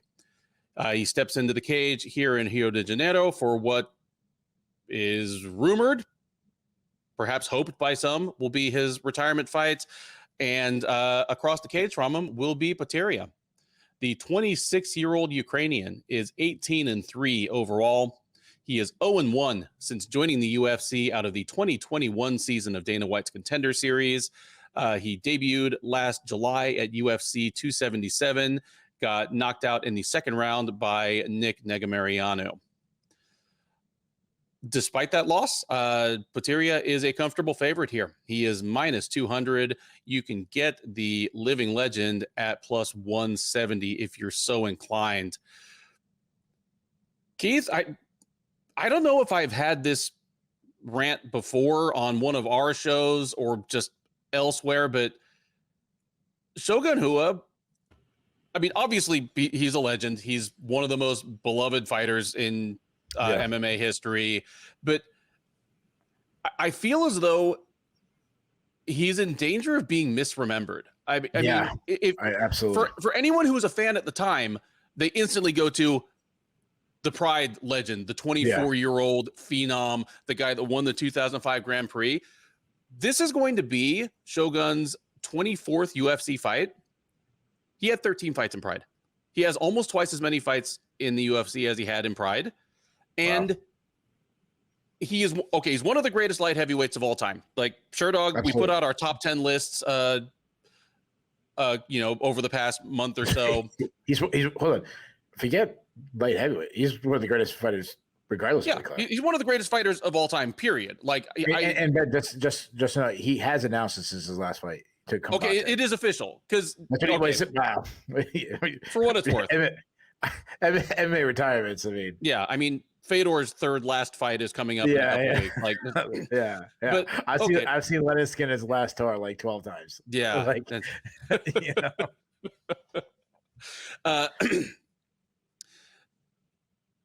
he's in danger of being misremembered because the lights were so bright in Pride and just everything felt so momentous and earth shattering. But like Sherdog, we ranked him as our 5th greatest light heavyweight of all time, and I might move from there a spot or in one direction or the other, but I thought that was reasonable.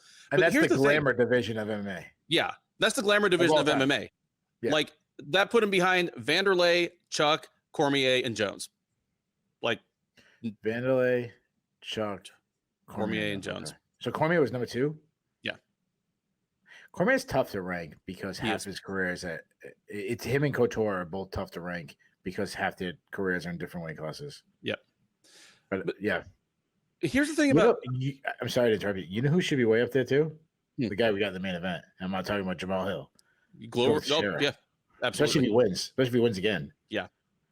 But sorry, finish your point. Well, okay, so we got Rua 5th on our list of the greatest light heavyweights of all time. And depending on your opinion, you might have anywhere from say like 3rd to 7th.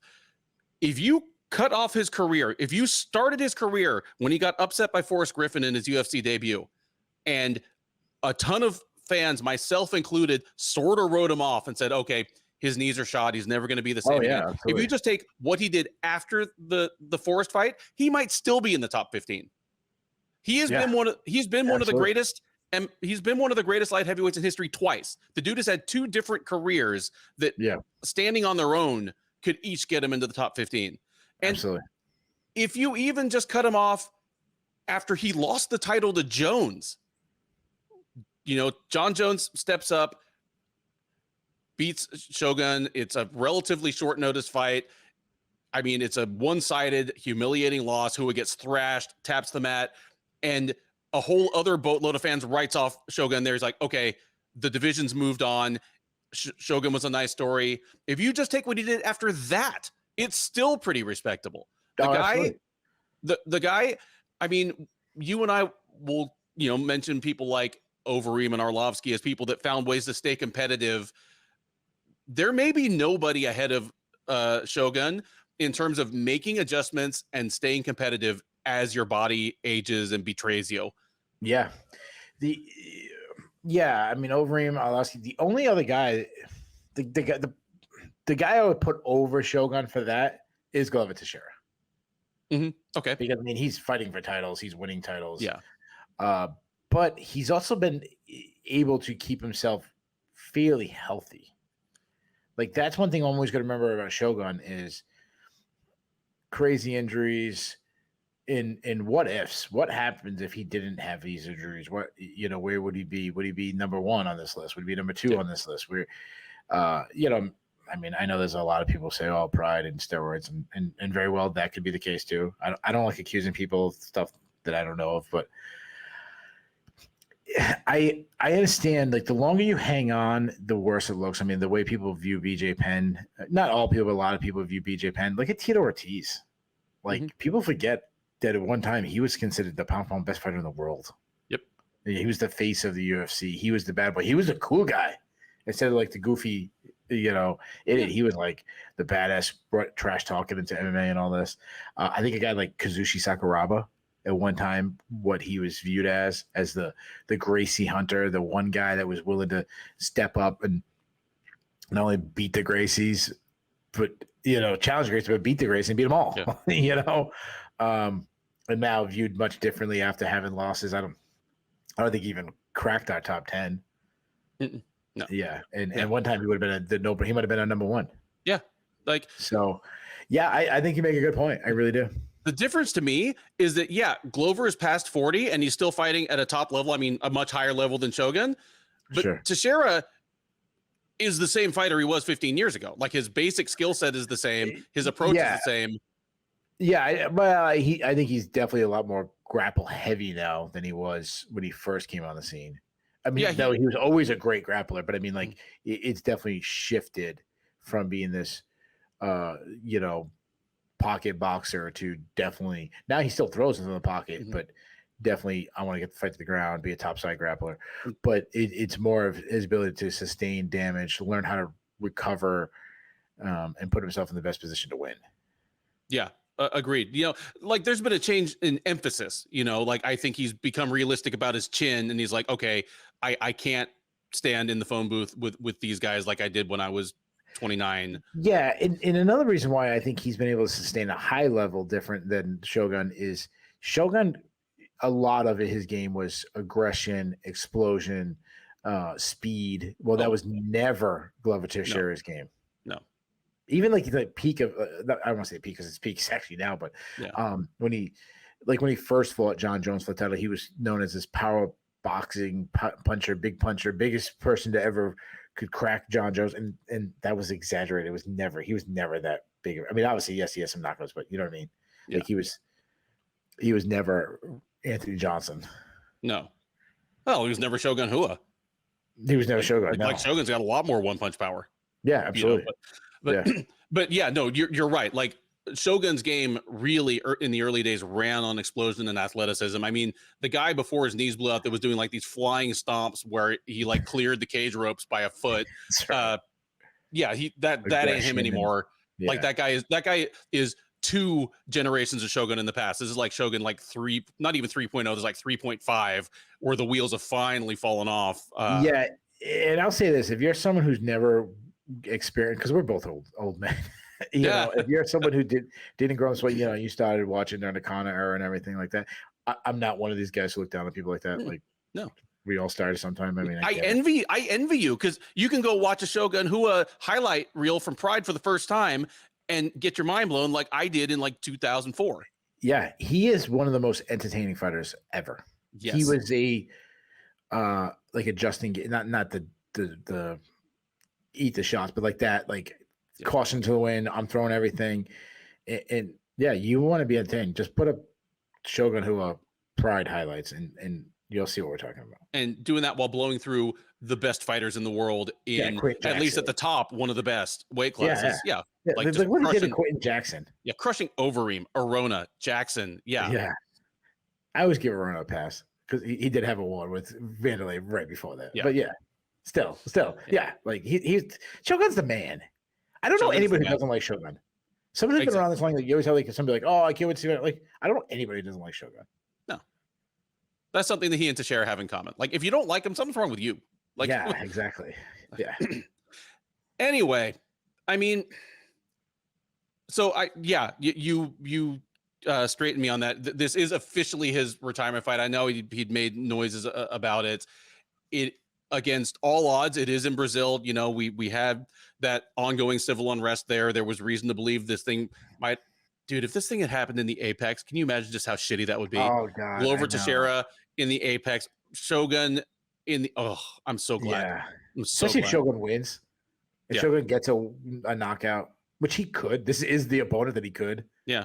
If he gets a knockout or submission or something like that, and you don't have the Brazilian crowd going crazy, like if Shogun wins, I want it to be one of those moments where they just get the guys in the red jackets out of the way, let them jump on top of the cage, let them run up to the top. Remember when Jose Aldo won in Brazil and he ran to the top, all the way to like the third deck. Like, let him run up to the deck and have people around him have 20 minutes of him getting carried around, kissing babies and shit. Like, it's Shogun. Let him do it. Yeah, absolutely. I'm 100% on board for this, and that sounds like a beautiful way for this thing to end.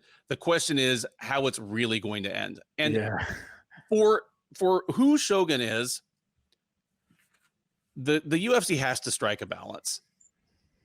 And I think this might be about as winnable a fight as they could find for him without signing somebody new that doesn't belong in the UFC. Because what they found is a youngish, middling prospect who has yet to prove he belongs, but isn't a complete chump. Yeah. I kind of wish they took that guy who doesn't deserve me in the UFC but has a mouth and will talk. Yeah. When we get to fighters who physically are on their last legs, pun fully intended in the case of Shogun, you know, on these previews, I'll sometimes try to boil them down. For a year or two there, I said, what Jim Miller has left at this stage in his career is opportunistic grappling and about 7 minutes of cardio. And he must have heard that because then he started knocking people out of nowhere. So I learned my lesson there. But tell me, what does Shogun have left? What does he do that's dangerous to opponents right now? Nothing. I'm done with Shogun, and I don't mean that as an insulting way. Like, it's not Shogun anymore. It's not. To me, it's just Mauricio Hua. That Shogun, I don't want to watch 41-year-old Shogun fight. I was much more enjoying us reminiscing about him knocking out Alistair Overeem or beating up Rampage or something like that. The dude has taken ungodful amount of damage inside the octagon, plus ungodly amount of injuries on top of just the damage, to the bones and the muscles and the brain that you take in the cage damage, but just that training and plus a decade at shoot box. Back when we didn't know, hey, you shouldn't spar Shogun and Vanderlei Silva and Ninja Hua and who else was around back then? Cyborg Santos and and Pele, they were all there. Surreal Dabadi and all this. Don't just put on the gloves and just throw everything you can to murder somebody. And that's not good training. That's not we're trained harder than everybody. Like doing hard sparring with no headgear before a fight was not such a great idea after all. You're a wimp if you put headgear on. So the guy was always too tough for his own good. His output has completely faded, which was 180 of what he was before. He just come out crazy. He can't fight. He's been smart to not fade at that. You ask me what can he still? He still has pop. Which they say is always the last thing they go for an aging fighter, but his speed is really bad. I mean, he looks like he's in slow motion out there. It looks like if you're illegally streaming a pay-per-view, which I'm not promoting that, so don't say I told you to do that. But if you're legally streaming a pay-per-view while Shogun is fighting, you might have to refresh your screen a couple times before you realize oh wait, this isn't in slow motion. It didn't freeze. That's just how Shogun fights now. He doesn't kick anymore. His offensive grappling is gone. He was never a strong wrestler. He was never a strong takedown guy. wrestling, his offensive wrestling is always been a weakness, but it's gotten worse. His submission skills is evaporated. I'll say he's still tough to submit. I mean, if he ends up on top, which is, like a Paul Craig type of situation where, a scramble happens, he's on top, he can still do some ground and pound. So like maybe maybe we get a sloppy grappling match where he gets times on top, and it looks like an 8U youth wrestling match where kids are reaching back and doing all this stuff and scrambling but elite skills, no, it's not there, and it's not there for a while. Now his opponent, you want me to jump into his opponent? Yeah, go for it. Yeah, now his opponent, Ihor Potieria. I'm sorry if I say his name wrong. Potieria? Yeah, he's only 26 years old, so he's at that point where he can still improve. He's a southpaw. His hands are pretty quick. I like that he throws combinations. He does drop his hands, so his strikes can kind of be looping. He's got some sting on his shot, but he's definitely not like a huge knockout guy. He has a lot of defense holds. He keeps his chin high in the air. He will grind a little bit in the clinch, and he will wrestle a little bit. He has 6 submission wins. But everything he did, like he looked like he gassed out quickly against Nega Mariano. Mm-hmm. So I'm really surprised that the retirement fight is on the prelims. Despite being in his home country, being everything he's done for the sport, I'm surprised it didn't open up the pay-per-view main card. They've done it with, Frankie Edgar recently and stuff. I was surprised by that. I thought he should have probably jumped Walker or Craig. Not that like this obviously as a magnitude in the rankings as those guys do, but I just think like sometimes you just there's a handful of guys that you give that to. Shogun's one of them. Potieria is bottom of the barrel light heavyweight. So if this is a winnable fight, add in Brazil, and the motion of the fans, maybe the pressure gets to Potieria and he doesn't, he panics a little bit, makes a mistake. I think about Stephen, what's his name? Stephen Pierce against Joe Lauzon in Boston. I was there, and it was like, now in hindsight, you're like, how do you lose that fight against that version of Joe Lauzon? But when everyone's rooting against you, and Brazil obviously have the legendary crowds, maybe that gets. But if that doesn't, and it's just the skills, I say he beats Hua to the punch. I say he beats up Hua for 15 minutes. Hua's shown some insane toughness. I actually think he's going to make it to decision, but I think he's going to lose a decision. I think Potieria is going to end a tremendous, one of the all-time great careers in Shogun Hua. I'm with you on this one 100%, and everything I have to add to it just is going to make it more depressing, because I can see Potieria like hurting Hua early, just again, like you said, beating him to the punch, marking him up, and then I can see Potieria starting to gas in the second round, and Hua wants to step on the gas, wants to get the comeback win, and just he doesn't have enough left.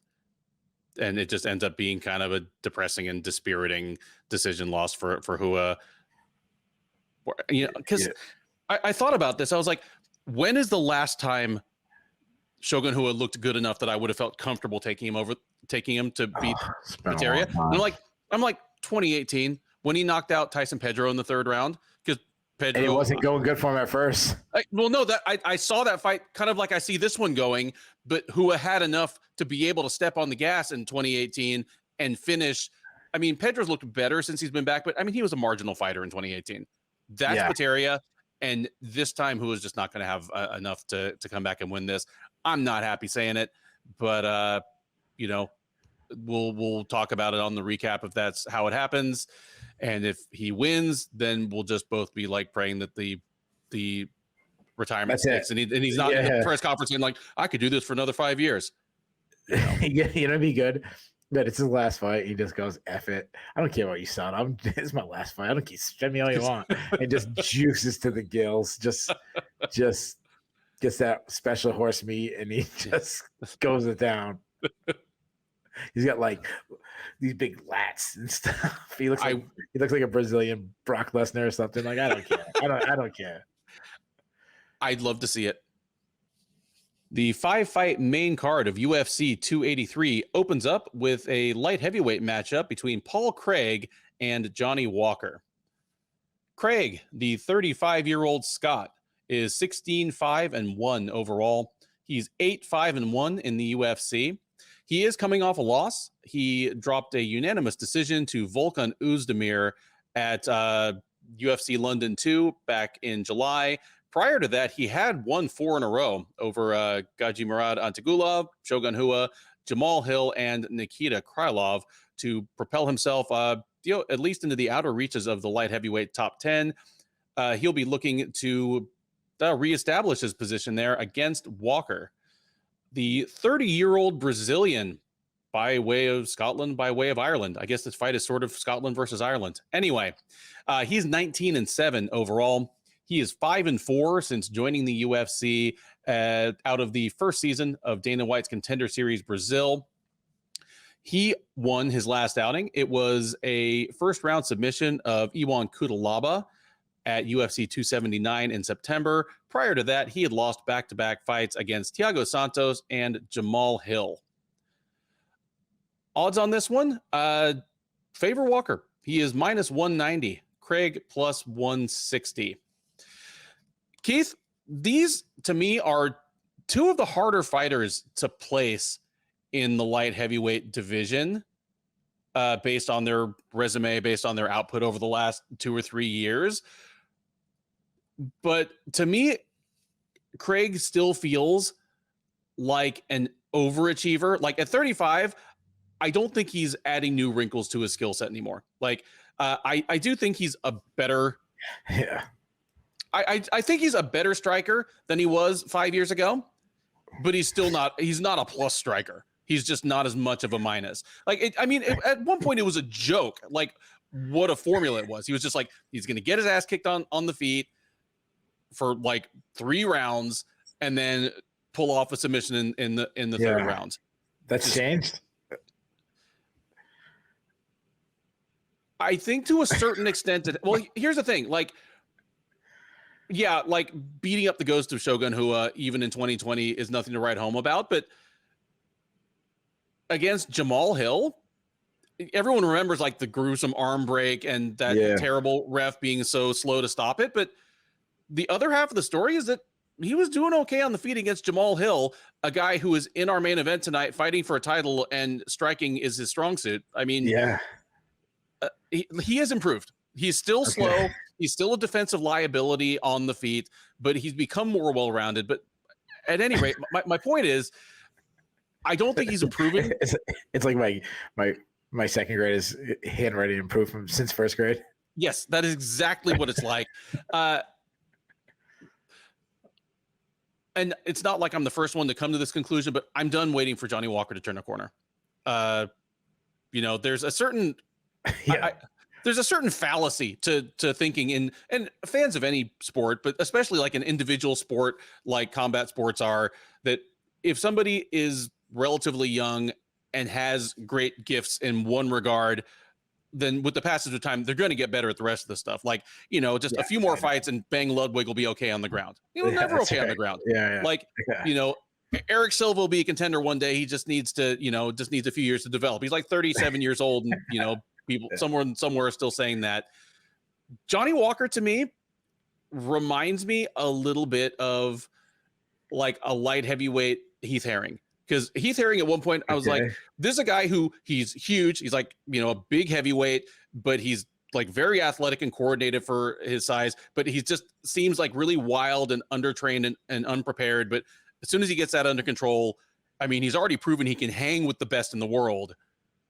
But he just never turned that corner. Like he came to the UFC after Pride fell, and he was the same kind of wild, undertrained fighter he always was, and just in the new era of MMA, it just wasn't enough to hang anymore. And he stopped fighting probably for that reason.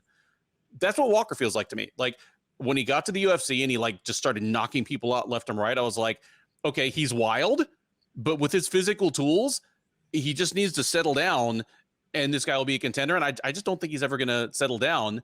And even if he does, I like being a huge guy who's shockingly fast for your size can only carry you so far. Yeah. Thiago Santos just completely defused him for 5 full rounds.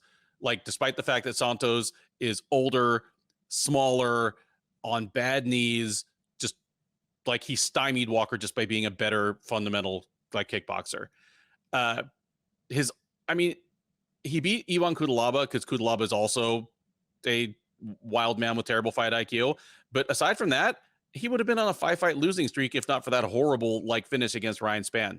Just Johnny Walker, he'll stick around for a while because he's such a curiosity as a massive dude whose fights are usually wild, who has that like insane bubbly personality that, again, if stardom was there, if he kept winning fights, but it's on him to prove that he's even still UFC level. I'm surprised he's a 2-1 favorite over Paul Craig here, because yeah, he could come out and just nail Craig, knock him out in the first round.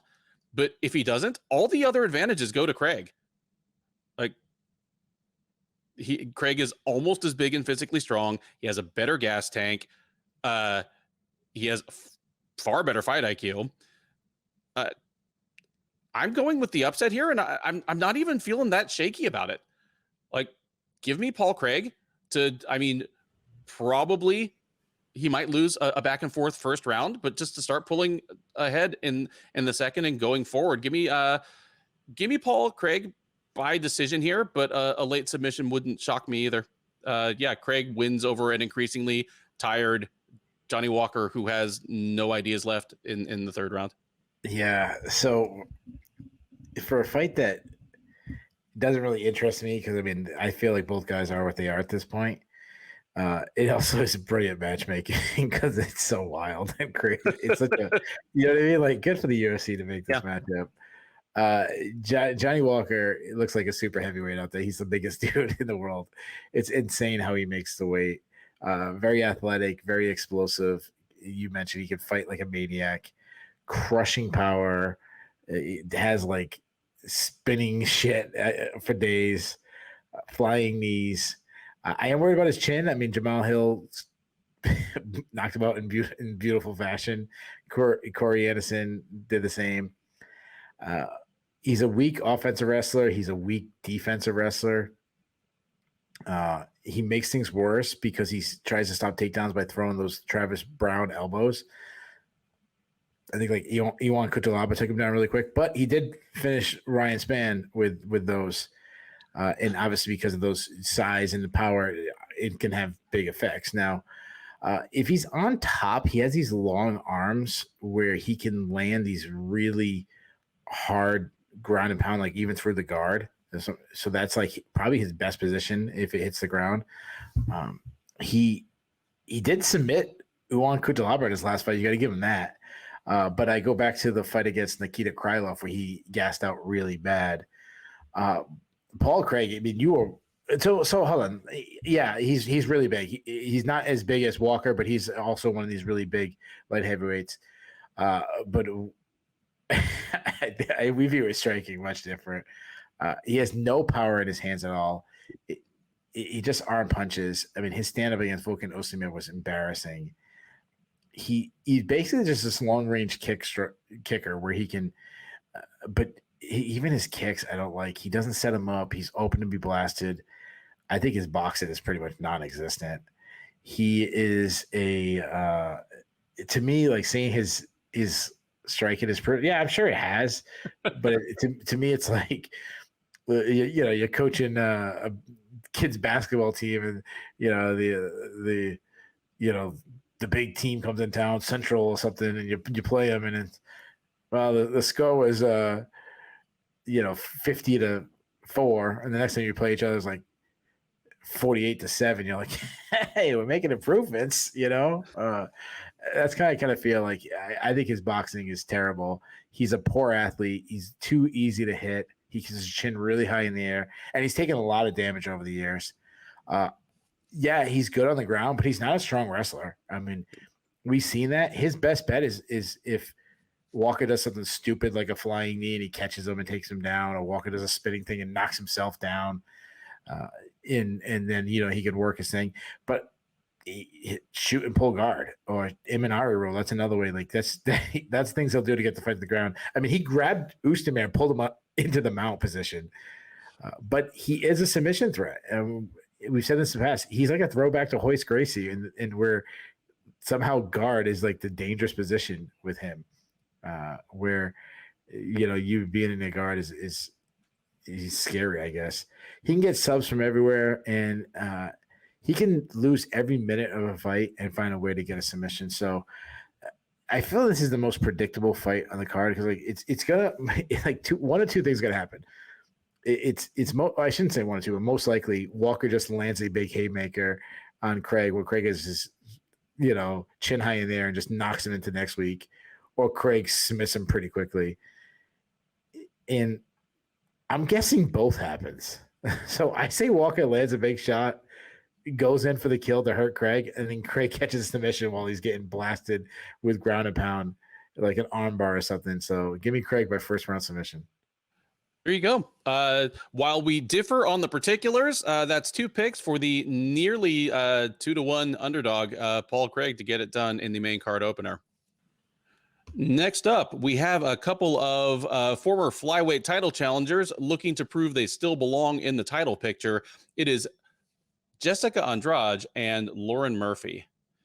Andrade, the 31-year-old Brazilian, is 23-9 overall. She's 14-7 in the UFC. She is one of those women that has wins in 3 different weight classes. She's 3-3 at bantamweight.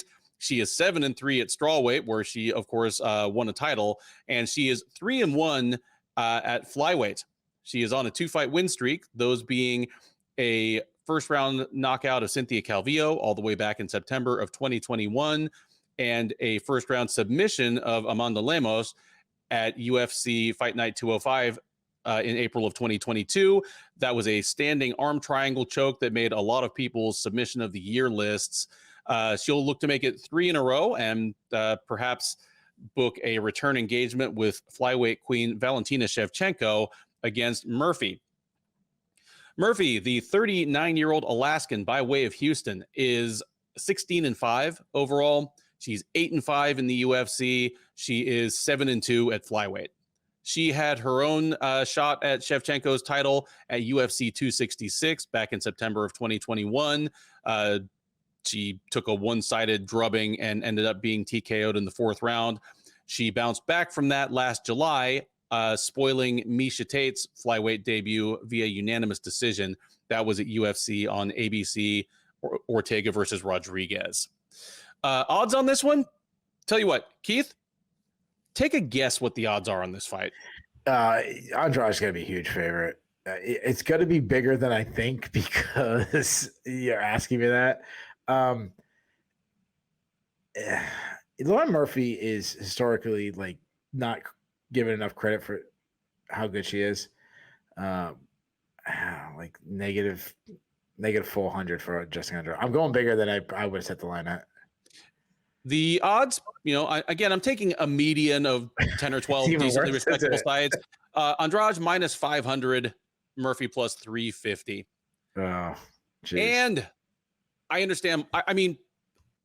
I understand why. And both of these women at this point are very much known quantities. Like, we know what Jessica Andrade is, whether she's fighting at bantamweight, strawweight, or flyweight. I actually think, despite the fact that she won the title at strawweight, I think flyweight's probably her best division.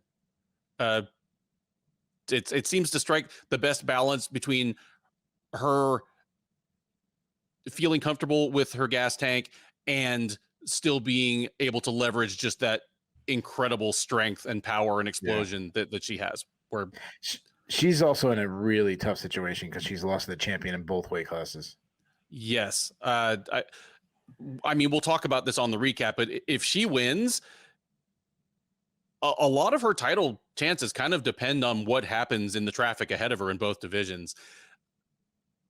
Lauren Murphy is one of the biggest overachievers in MMA history. Like the heights she has reached from what she had to start with. I mean, this is a woman who kind of started training in her 20s because she like was out of shape and overweight and depressed. And for one night, she was arguably the second best fighter in the world in the weight class. You know, like for her to have achieved that, and at least top 5. Yeah, and it's not like she's someone who found this great untapped reserve of top shelf athleticism once she got into a gym. No, I mean, you once asked, you know, ironically, considering we just talked about him, you once asked, can Paul Craig dunk a basketball? Like I asked, you know, if Lauren Murphy and Roxanne Modafferi did a decathlon, who would win? You know, all she has going from her. I'm gonna say Murphy, because like Roxanne Modafferi like stopped and like pick some daisies on the way. You know, they like got to do the swim. The decathlon does a swim, right? Is that like Ironman kind of style? No, I know it's all track and field stuff. Oh, yeah, if it was like an Ironman, she like stopped to feed the ducks and shit. Yeah. But one thing Murphy has going for her from like a standpoint of just pure physical tools is she's big and strong for 125. Like she became a different fighter once the UFC introduced 125 and she could drop from bantamweight. Because I mean, Murphy's 8-5 in the UFC. That's 1-3 at bantamweight and just like seemed like a woman probably on her way out. And then everything just flipped as soon as she was able to cut to 125. And at 125, unless she's taking on a, you know, Valentina Shevchenko type, she's tended to be like more physically stronger than her opponents. But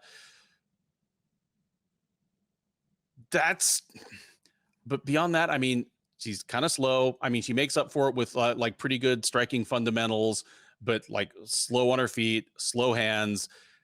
And she's going against someone in Andrade that Andrade has all the physical gifts and leverages them with a just really kind of rudimentary, like meat and potatoes game plan that just uses them to their best advantage. And whenever those physical gifts abandon her, she's going to go over a cliff real quick. But I mean, despite being shorter than basically all of her opponents, she's fast enough that she's able to bounce into range and hit them with punches. I mean, the number of taller women that she's cleanly plunked in the head is huge. When she decides to go to the body like she did against Caitlin Chookagian, it is absolutely brutal. And then she uses that physical strength to be a pretty effective offensive wrestler, or doesn't even need to take it to the ground. I mean, she just squoze the shit out of Amanda Lemos on the feet and, you know, got a submission of the year candidate with what on paper is about the simplest technique you'll ever see, like win something like that. This is a bad matchup for Murphy, and only more so considering that Murphy's now pushing 40. Like whatever physical gifts she's had are slipping. I mean, Murphy beat Tate, but that was a very suspect Tate at 125, and it was more competitive than it should have been. This, to me, has Andrade by something spectacular and fairly early written all over it. I'm going to say KO. I'm going to say Murphy just can't deal with the speed of Andrade, can't deal with the power. Andrade just blisters her with a couple of hooks. Murphy goes down, and Andrade finishes with ground and pound. Give me first round TKO for Jessica Andrade. Yeah, we view these fighters very similar. Like what we see the skills. Jessica Andrade is a very aggressive striker. Fights in blitzes, kind of swarms in, throws big shots. Always, I said before this, it almost seems like she runs at her opponent. She has struggled at times to cut off the cage against ones who move really well. So someone like Rose Namajunas, Joanna Jacek when she fought her. Her Reckless Unbanded style got her blasted against Wei Li Zhang, but these are the exceptions. Most people can't handle this blitzing style of her. When she finds her range, you betcha she's scary, especially those, you know, body shots. As she is as powerful as anybody in the women's MMA, pound for pound. Yeah, tons of power. She gets in the pocket, landed huge hooks, huge uppercuts. You mentioned she has even more power at 125. If it wasn't so we might disagree on where she should fight because of the more dominant champion at 125. I think it's actually a worse stylistic matchup. Even though, I think she is her best at 125. I don't know if that's necessarily the best division for her. No, that I actually agree. I think she's good anywhere. But yeah, I think the extra 10 pounds help the cardio a little bit. But if she wants to be a champion again, Weili Zhang, who actually starched her in the first round, so that's kind of weird to say that's a better stylistic matchup. Just she's so good. Yeah. But she's got some. So back to Andrade's skills, thudding leg kicks. She is open to leg kicks, and that's because she's on that lead foot. You mentioned her wrestling. I think her wrestling. I think undersold. I think she's a very good wrestler. She just. It's different. I want to say it's unorthodox, but it's more like a power based wrestling where she just grab a leg and she launches you. I mean, everyone always remembers that big slam she did to Rose Namajunas, but they forget that was like the third time she slammed her. Mm-hmm. So it wasn't an anomaly. Like it's part of her game. I know, and part of the problem was that Namajunas defended with that same figure four, Kimura lock each time, and finally Andrade was like, okay, this time I'm just going to put you on your head. Yeah, she just made an adjustment. Yeah. So she has some of the meanest ground and pound you'll ever see too. Lauren Murphy, I think you described it perfectly. Like, not a great athlete, but she's a brute. That's kind of her thing. She's very strong. She's very tough. She fights at a high pace throughout the fight. She's one of these ones, she's willing to eat a shot to land 3 of her own. We saw that in the Miesha Tate fight. She isn't fast. She is technical, though. So she's got a good jab. She does well to follow it up with good power shots inside. I'd say she's got plus punch power. That's because she has a really good base. She sits on her punches really good. She's good at moving and pulling her opponents into her punches. That's another thing she has going for her. Because of her boxing style, she doesn't check a lot of leg kicks, though, so she's open there. But she's physically strong in the clinch. She can grind at someone. She isn't a technical wrestler, but she will occasionally get the fight to the ground. A topside grappler, and she showed improved takedown defense against Miesha Tate, where Miesha Tate couldn't get her down at all. Murphy beats people by being busier than them and stronger than her opponents, but nobody is stronger than Jessica Andrade, and nobody can you can fight hard, you can match Jessica Andrade's output, but you're not going to slow her down. It's pretty amazing how she can throw these power shots for 15 minutes straight and never really seems tired. I think this is a really bad stylistic matchup for Murphy, who I'm actually higher on Murphy than I think the majority of people are. Just, this is not the person. I think Jessica Andrade gets right in her face. I think she pressures her. I think she lands power shot. I think she swarms her early. I think Jessica Andrade gets a first round knockout. Third from the top on the UFC 283 main card is a welterweight matchup between Gilbert Burns and Neil Magny. Burns, the 36-year-old Brazilian, is 20-5 overall. He is 13-5 in the UFC. He is 6-2 since moving up to welterweight. Fought his way all the way to a shot at the title held by Kamaru Usman, where he came up short by third-round TKO. That was back almost 2 years ago at UFC 258. Came back from that with a win over Stephen Thompson. Then most recently appeared at UFC 273 this past April, where he dropped a unanimous decision to Khamzat Chimaev. So he'll be looking to bounce back from that loss, remain in the welterweight title picture. Standing in his way will be Magny, who continues his assault on the UFC record books as one of the more quietly accomplished fighters of his era. The 35-year-old Haitian American, by way of New York, by way of Chicago, by way of Colorado, is 27-9 overall. He's 20-8 since joining the UFC out of the 16th season of The Ultimate Fighter. He won his last time out. It was a third-round submission of Daniel Rodriguez last November at UFC Fight Night, Rodriguez versus Lemos. That allowed him to bounce back from his second-round submission loss to Shavkat Rakhmonov last June. Odds on this one? Well, Keith, guess what the odds are on this one? God, it's got to be much higher than this one, it's not necessarily off the charts. I'm just interested to know what you think it is. And Burns is going to be the favorite. And Magny's another guy where I'm higher on Magny than most people are. Burns is really good though. Burns negative 230. Burns is minus 450. Oh Jesus Magny Christ! plus I guess Neil 325. Magny. Yep. Oh my gosh, the disrespected Neil Magny. I mean, Magny was that big underdog to Shavkat Rakhmonov, but aside from that, that's the widest line of his career. I mean, these are two guys that, I mean, Burns is 36, Magny's 35. Despite that, they both seem to be in their prime to me. Neither of them seems to have had like any appreciable drop off. Burns, I mean, he's come up short against Kamaru Usman, and I mean, he had his moments against Usman, then came up short against Chimaev in a fight that was pretty damn competitive. More competitive than the lines would have indicated, as Chimaev was a ridiculous favorite in that fight.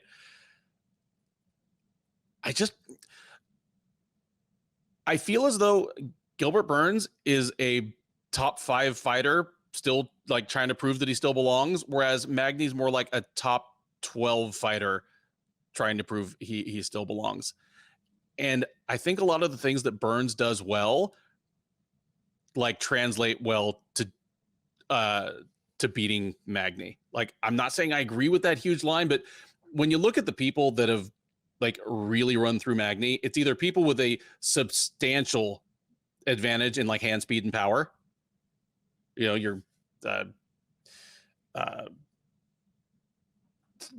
Santiago Ponzinibbio, Lorenz Larkin types, or like really, really superior grapplers like Damian Maia, RDA. And I mean, Burns is a 3-time Mundials champ, Abu Dhabi bronze medalist, whose grappling, it has translated to MMA. He's a stud. And he's one of those guys that he has explosive athleticism on top of it. We've talked about a couple guys on this card, Gregory Rodriguez, Jailton Almeida, where they come from a jiu-jitsu background, but they've been able to pick up offensive wrestling well just because they have like physical gifts that make shot entries like more feasible. No matter when he started wrestling, Damian Maia was never going to have like an incredible blast double. That's just not how his body works. Gilbert Burns does have a good double, ask Stephen Thompson. Yeah.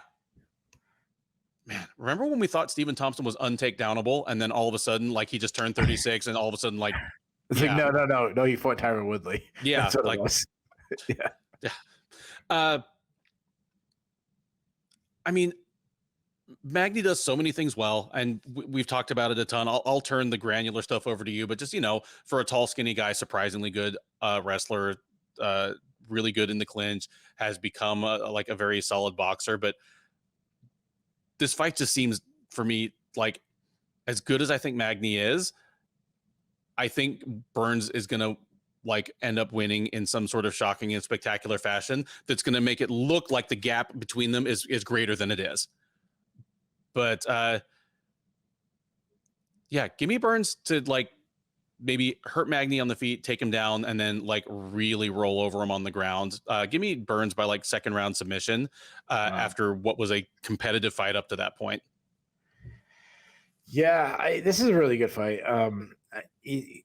It's funny because I remember when it was announced, a lot of people were not happy about it, kind of saying like, "Oh, Burns deserves something better than that. I have to take it on Chimaev." And it's like, yeah, but doesn't Magny deserve something better too? So it kind of goes both ways. Mm-hmm. The ultimate company man in Neil Magny. In a sense, nothing against Gilbert Burns. In a sense, I almost want to see Neil Magny win, because then he's never, as good as he's been in this long run, he's never been a true title contender where it's like, yeah, I mean, one or two people can't take a fight, they call him Neil Magny, Yeah. Gilbert Burns, obviously, he's been right there. You mentioned he's a great athlete. He's got quick hands. He's got really tight inside boxing, throws really hard combos, good punching power, which is really translated as he's moved up in weight. Gets in the pocket. He lands bombs. I mean, you saw him starch Damian Maia.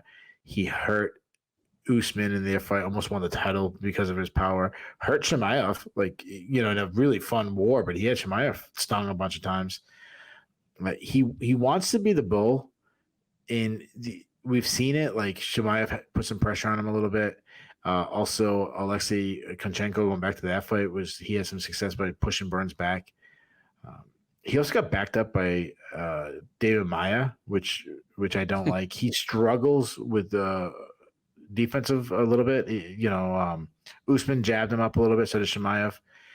And he's taken a lot of damage because Gilbert Burns is willing to fight guys like Kamaru Usman and Chimaev and killers. He's taken a lot of damage in that sense. I like his dirty boxing. He's one of these guys who uses that like stout base, and it really works good for him when he gets inside and grinds. You mentioned it on the ground. I mean, he's an elite of the elite grapplers. You mentioned 3-time world champion. Good takedowns. He turned Stephen Thompson into a takedown dummy. He quickly changes levels really fast. I go back to when he like slammed Tyron Woodley. Say what you want about Tyron Woodley, and he was obviously a faded fighter, but he was still a Division I wrestler. And he just picked up, slammed him. He's got some body lock takedowns, good hip control. I remember when he judo through Gunnar Nelson, which says a lot. And on the ground, smother and top control, brutal ground and pound. Neil Magny is your classic builder. He beats guys with volumes. He's a fighter whose cardio is a tool, and it's his best weapon. He'll start off at a normal pace, but by round 3, he's in full sprint. And he's one of these guys, he needs volume. And a lot of that has to do because he is losing speed. So you ask, is he at his prime despite being his age? He's not in his prime in his physical tools, but his mentality and his he's polished areas that this is his prime because of that. Where like he's fighting the best he ever has, even if his tools have regressed a little bit. Exactly, which is really surprising, but it's the mentality of this guy. I mean, you see him lose speed, in fights against like Max Griffin was faster than him. Obviously, Rakhmonov was faster than him. Danny Rodriguez was faster than him. But he still finds a way to win because his like will to win is stronger than ever. When it gets hard, Neil Magny's not backing down. And his mentality broke a guy like Danny Rodriguez. Like that was a difference in the fight. He has a long length and stuff, so he can do all that stuff on the outside, being all the way out, stiff jab. Doesn't really load up, just kind of touches. He did some negative things in the Danny Rodriguez fight that we don't really see him do. Like he was backing straight up, he was pulling his head back, which was surprising. He was hurt, but Danny Rodriguez also is like a sharp boxer that stings people, and that might have had. And no, Magny took that fight in really short notice. Right? Or was it the other way around? No, it was Magny. Magny took the fight in short notice. Right? Yeah. Okay. He does well with his like teep kicks up the middle, busy calf kicks. I go back to like the Anthony Rocco Martin fight where he had such success with the calf kicks, destroyed with calf kicks.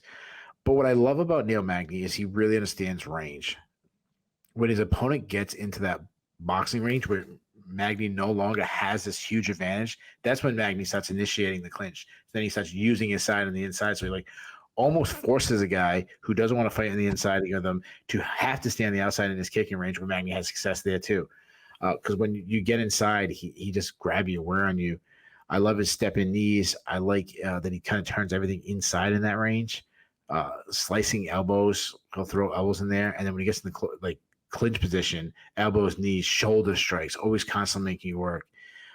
He also was hitting these like slick slide bys against Danny Rodriguez. He hit 2 or 3 on him to get some grappling.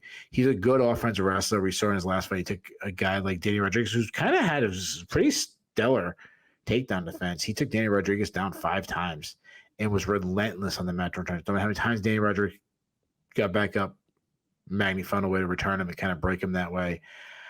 His defensive wrestling has been an issue in the past, but it's been a long time now. So I think it would be tested against a guy like Gilbert Burns, but like Michael Chiesa, Rafael dos Anjos had success taking him down, holding him down.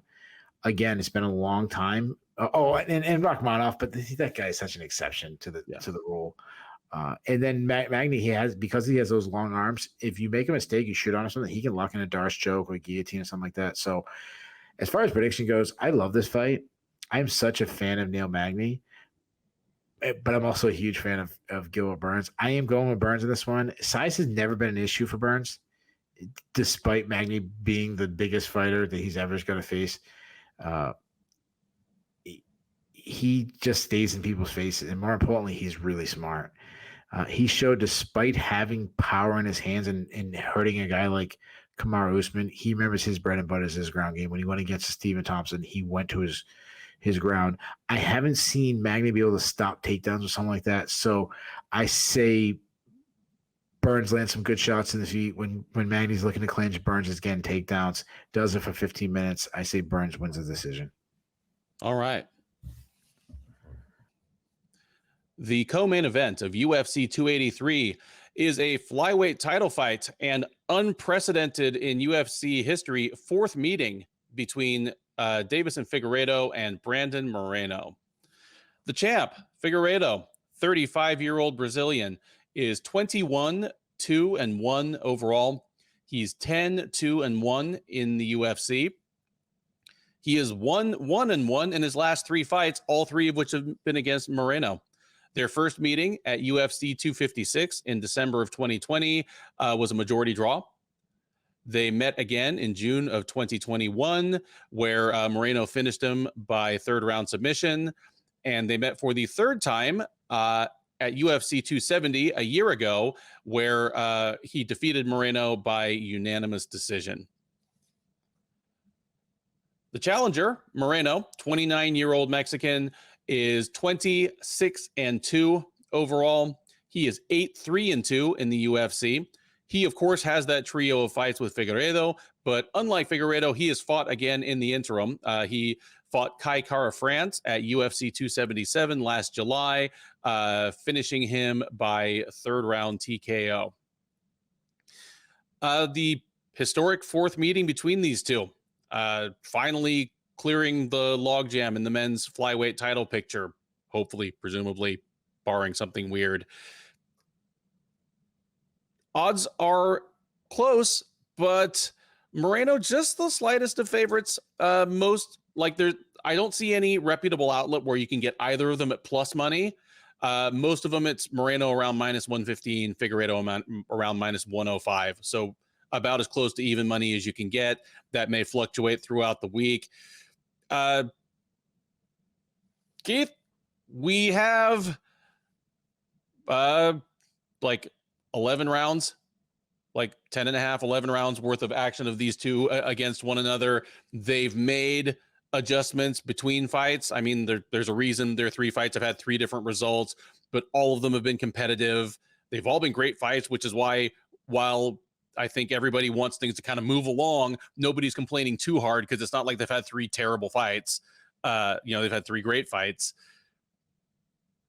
But for me, I feel as though something's got to give. Something's going to snap sooner or later. I mean, at least by the eyeball test, Figueiredo has one of the most brutal weight cuts in all of high-level MMA. I mean, the only thing this guy can't win at 125 pounds is the Deiveson Figueiredo lookalike contest because he looks like fucking Skeletor on that scale. And I mean, he's a guy that's, he's had weight issues in the past. He's just turned 35 in a division that 35 is usually past the freshness date for most fighters. And he's facing a guy in Moreno that at 29 should just be coming into his prime. And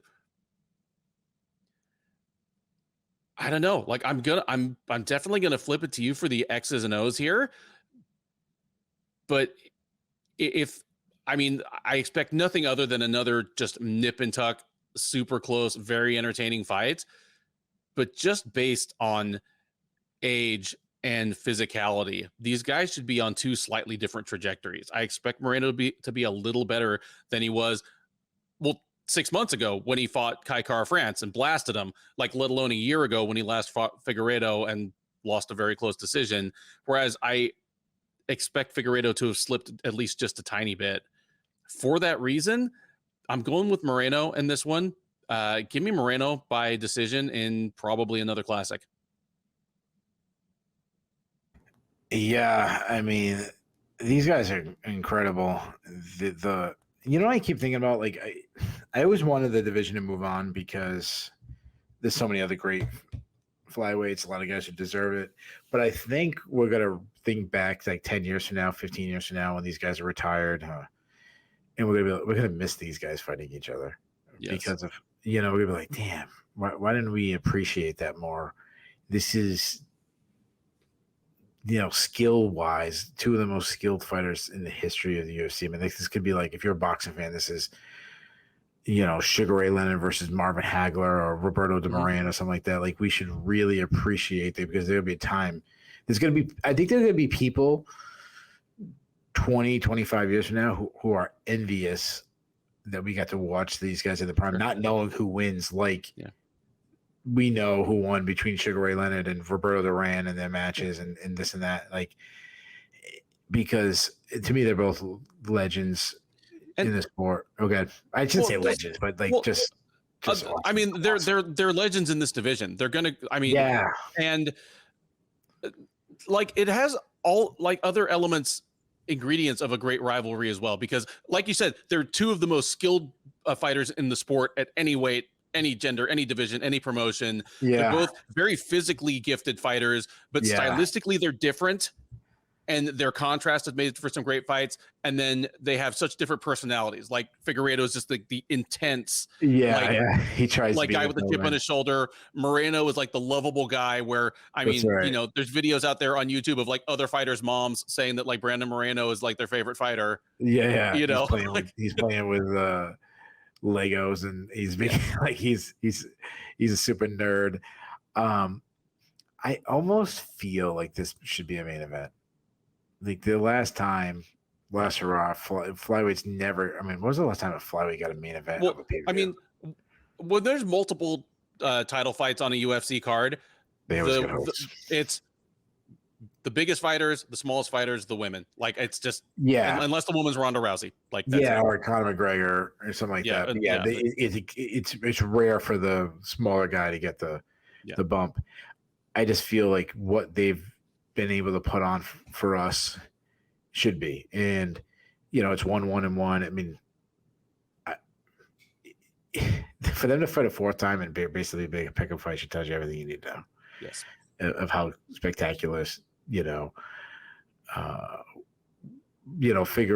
Moreno had this wonderful showing in the second fight. Then Figueiredo, who a lot of people were upset that Figueiredo was getting the rematch for the trilogy, and then he makes an adjustment, he wins, and see if Moreno can make adjustments now. It's just fantastic. I think about the champion Figueiredo. I actually had to think about for a second who's the champion because that's like, how it keeps going back and forth and everything. Figueiredo, he's an elite athlete. He's this guy that can fight out of both stances. He's a counter striker with a slip and rip style. Very patient, doesn't rush his shots, does well to draw out attacks with his feints, and he has this rare ability where he can strike with power on his back foot or while backing up. It's so rare. I've said this before, but he reminds me of a Wanderlei Silva, where he just kind of holds his ground and throws wildly with hard shots. But because of his looping style, and because they're so fast for his looping style, he lands at weird angles. And some of his best punches, and I've said this before, is not these ones that hit like so clean. They're just grazing shots, and he can hurt you. It's kind of very similar to what we've talked about Francis Ngannou in the past. He's the biggest hitter in the history of the flyweight division. I mean, you add him bantamweight, he might be the biggest hitter in flyweight and bantamweight. And win or lose, we might see that sooner than later. Yeah, and he's a guy that I don't think that affects him. It might be positive for him because of, the longer this rivalry goes on at flyweight, it hurts Figueiredo more than it hurts Moreno. His tools, his straight right is a legendary punch. I like that he's been throwing elbows in the close range, which is so impressive for him to be able to land those. He does keep his hands a little low and his chin high so he can be hit. And we've talked about this on the recap. Despite knocking down Moreno 3 times in the fight, he was buckled a couple times himself. He just didn't go down. I think if he wants to win, and it is 50-50 really in every position on the feet, in the clinch, on the ground. But I think he should go back to the first fight where he was clinching a lot. He was the physically imposing guy. I think he should think about wrestling a lot. He's got great penetration step. He does really well to lower his level on a dime. He needs to improve his takedown defense. I mean, Moreno took him down 4 times in the first fight, 2 times in the rematch, and then once in the third fight. But he did show improvement, of getting up. You cannot hold Figueiredo down. I shouldn't say that. He was held down in the second fight. But the second fight he was so flat. He looked like, you look at the 3 fights, that's the one that stands out. It just looked like, of the 3 fights, that was the one where it looked like one guy was off. Or it was just Moreno just was spectacular. That could be the case too. He has a submission threat. I mean, he hit that beautiful guillotine on Tim Elliott. He did the same on Alex Perez in their fight. And he's shown that he can go hard all 5 rounds. And even when he has bad body language time, it looks like he's slowing down, but he's not. He just, when he gets kind of has bad body language, you expect him okay, oh, he's getting tired. And he's like, oh no, he just landed a 3-punch combination of just power hooks.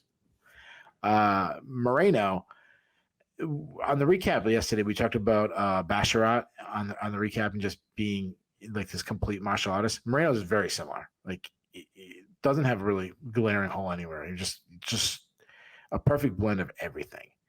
Moreno is this solid boxer with quick hands, one of the best jabs in the game. Generates good power because he sits on his punches. He also is really good at lining up his shots with his footwork, always kind of winning the foot battle. Got some good defense, good head movement, a very bob and weave style. Very Bernard Hopkins shoulder rolls in there too. So he's definitely a boxing style to his striking. But I shouldn't say it was always the case. Now he's really added these kicking game, which has been spectacular lately. Great high kick, kicks to the calves. I love that he slips the left hand and throws that high kick over the top, similar to what Robert Whittaker always does. He crushed Kai Kara-France with a body kick in his last fight. He does need to check leg kicks. Figueiredo's had success with some leg kicks in the past. And he didn't eat punches from, Figueiredo landed a lot of shots on him. But that third round, he fell down. He got dropped 3 times. Or I shouldn't say, I think it was 2 times. Multiple times he was dropped in the trilogy fight. It was probably the difference in the fight. So I'm worried about his durability a little bit because we've seen him fall. He's a very underrated wrestler. He took Figgy down in all 3 of their fights. He's good at winning scrambles. He's good at finding ways back to his feet if he's taken down. He loves Granby rolling and stuff. He's got some good back takes. He's a submission threat. He submitted Figueiredo in the second fight, and he's shown he's hard to submit. So I've been talking a really long time about this fight because this is probably the last time we get to break this down. So this is an amazing fight. I think it's an amazing rivalry. If they weren't flyweights and they had bigger, I shouldn't say that because they do have big personalities, but I think if the UFC marketed right there, I think this could be one of the greatest rivalries in UFC. I think it already is one of the greatest rivalries in UFC, but I think it would get even more buzz. It's a way better rivalry than Chuck Liddell versus Tito Ortiz. Yeah. Way better. Yeah. It's the most closely matched rivalry at this level in MMA history. And they don't hate each other like Jones and Cormier, or Chuck and Tito. But the chemistry they do have, it would sell if they were bigger. Yeah, exactly. Yeah, and these guys would be looking for each other forever. When we recapped the third fight, I said something. I don't know if you remember on the recap. I said immediately after, in the 4th round, I'm picking Moreno.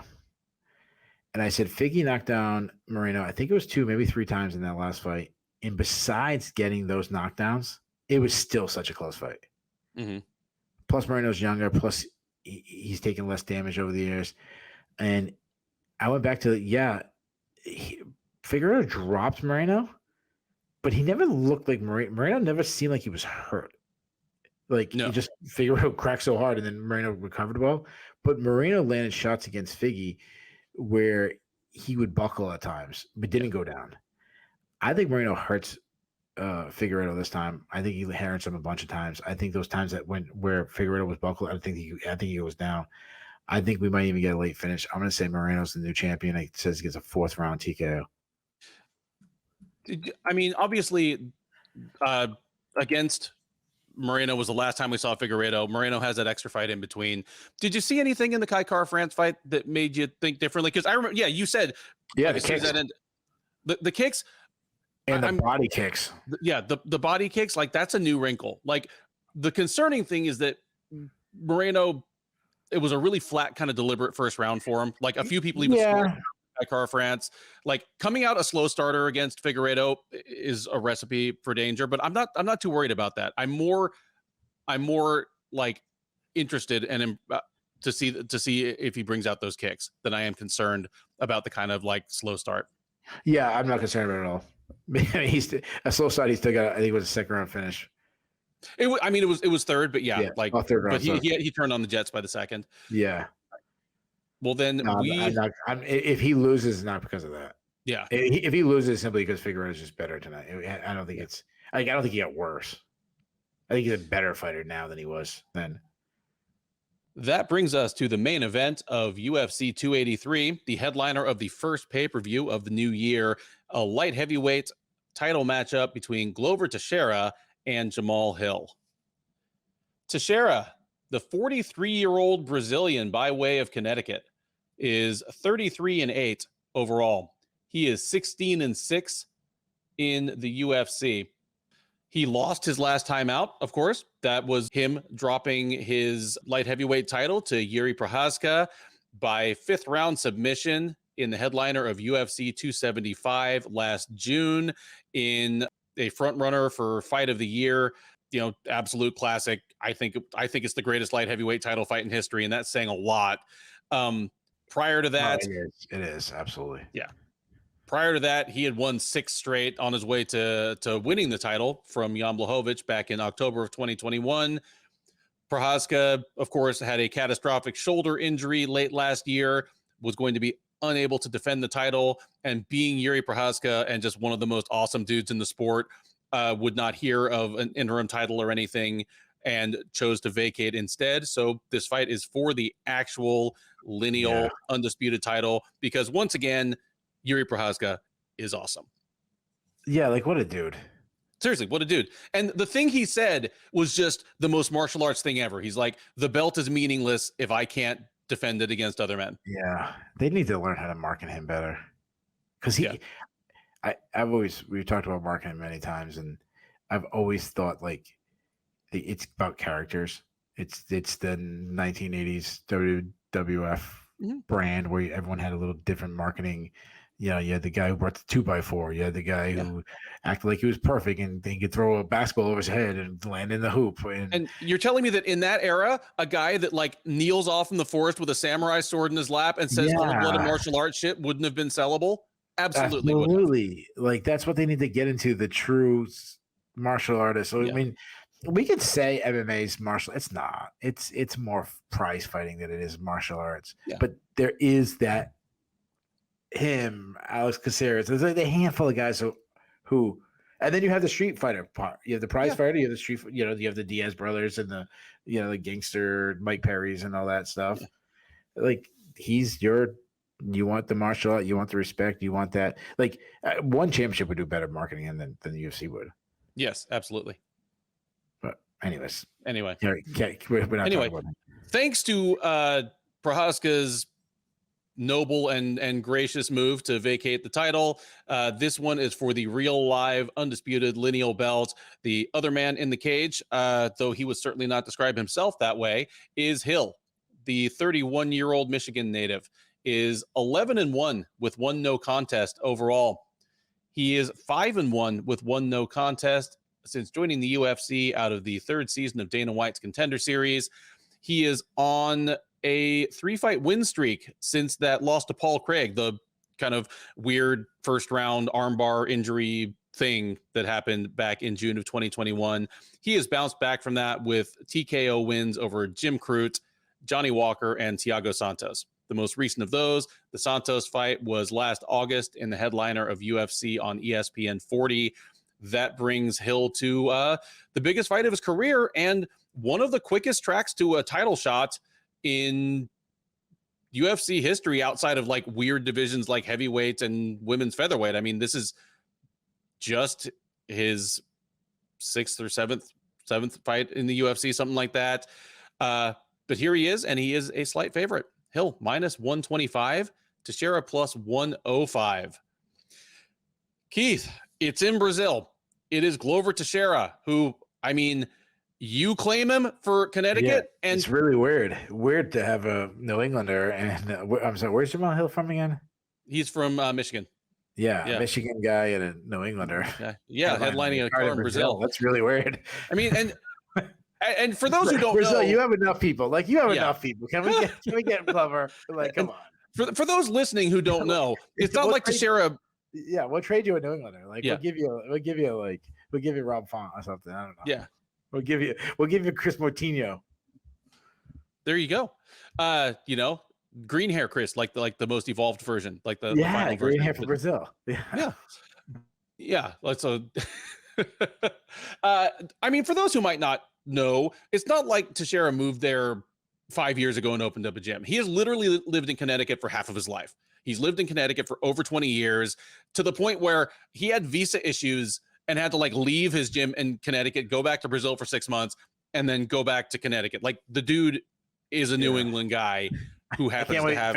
I can't wait for him to do an interview and he's saying like, "Oh, Alex Pereira is wicked awesome," you know.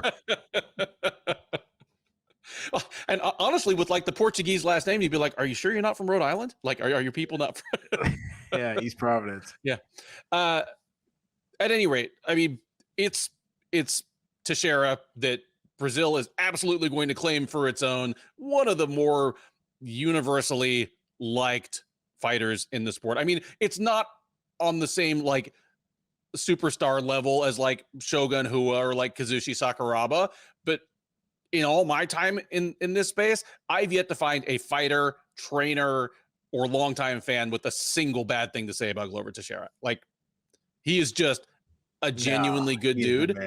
And he went, I mean, he could be a fighter of the year and coach of the year in the same year. Like if Alex Pereira like defends his title a couple times, he could be 2023's like fighter and coach of the year. And it's good.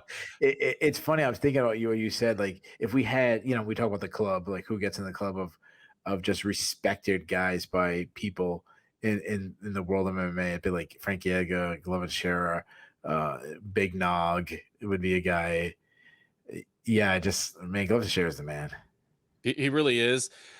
And at 43, he's on the downslope of his career. He knows he's on the downslope of his career. You're not a coach for as long as you are without having a realistic look at your own strengths and limitations. Yeah. He knows that this is his last shot to walk out on top. I think Jamal Hill is a wonderful fighter, and I think he will probably stick around the title picture at least for a while yet, but this is about as winnable a title fight as Teixeira is going to find, like in that range right now. And he's still also being extremely dangerous. While still being extremely dangerous. Yeah. But I mean, the rest of them, like, you don't want to see Glover Teixeira versus Magomed Ankalaev on Saturday. No. Not if that's possibly his farewell fight. Hell no. Like this is it. Yeah. And he's still a slight underdog. So Keith, totally flipping this one to you. Okay. Is there joy or are there tears in the in the arena in Rio on Saturday night? Let me ask you this: regardless, win or lose, if Glover Teixeira loses, I think this is his last fight. I mean, he's not going to build back up. He's done enough in his life, and he's got enough going on. Does he really need to take, top 5 fights and try to build yourself back up at this age? But what if he wins? If he wins, he sticks around for a Prohaska rematch. He wants that back real bad. Why though? I think that's the only reason he was coming back for this card in the first place, is he wanted it again with Prochazka. He's taking this fight because it basically forces a rematch with Prochazka if he wins. Yeah, I get it. If you're like, you're at the Super Bowl and you just get tackled on the 1-yard line kind of thing, you're winning or something, you fumble or something. Yeah. I mean, a fight that he was, what was it, 45 seconds, something like that, away from winning the title. Keeping the title. Yeah. Are you surprised they picked Hill? When they were going, is it just because he's fresh face, he's got a lot of knockouts, or fresh face, a lot of knockouts, and honestly, again, nobody in the top 5 is a softball.